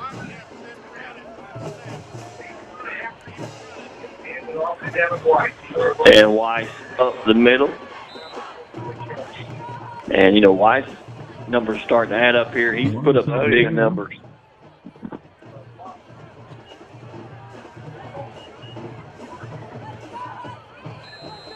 So we've widened it down here. 25 seconds, clock, please. Turn off. Looks like here we're going to try to speed this thing up. Yeah. Now we got another flag here. I mean, come on, guys. It's 82-42. And now we're going to wind it once again. Now we finally backed them up after calling it offsides all night. Why don't you walk up there and back them up at the beginning of the game and take away some of them flags? Do a little preventive officiating there. And hands it off. It looks like Alexander Central has brought in a backup quarterback. Oh yeah, they finally cleaned their bench here. And the thing about it is, you can't ask these kids not to play hard. No, I'm sure they're going to try to score, and we got to try to sure who it is. They don't have a number 12 on the roster.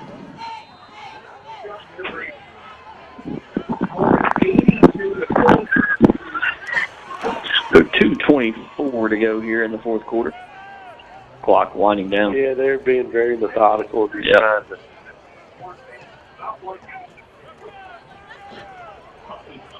We're handed off. Handed off to the middle. I believe he's put Weiss back in, but Yeah, Weiss up the middle there for you. Right back out. For a short game. And looks like Coming up. I guess the quarterback's just going over there to get the play. Yeah, it's just probably not played a whole lot of snaps. He doesn't really have to hurry since they've turned off the play clock. Yeah, well, now he wants it back on. I don't understand these guys. One minute they want it off, and now they want it back on.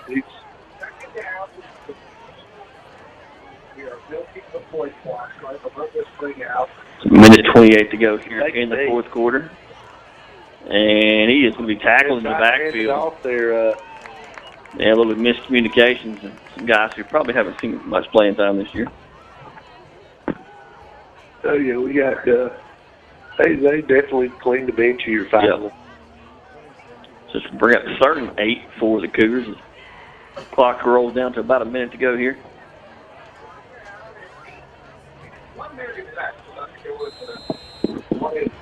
You just want to get out of this one, get to the locker room, and wait on that conference play next week. Yeah, just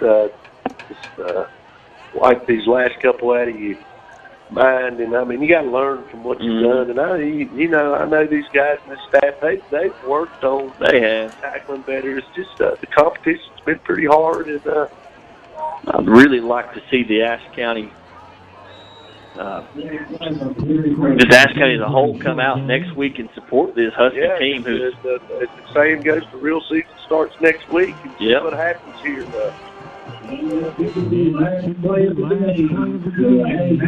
And looks like that's going to be the last play of the game. They're just going to wind this clock here with about 12 seconds to go, Mark. For our youth football coming up tomorrow here at Ashe County.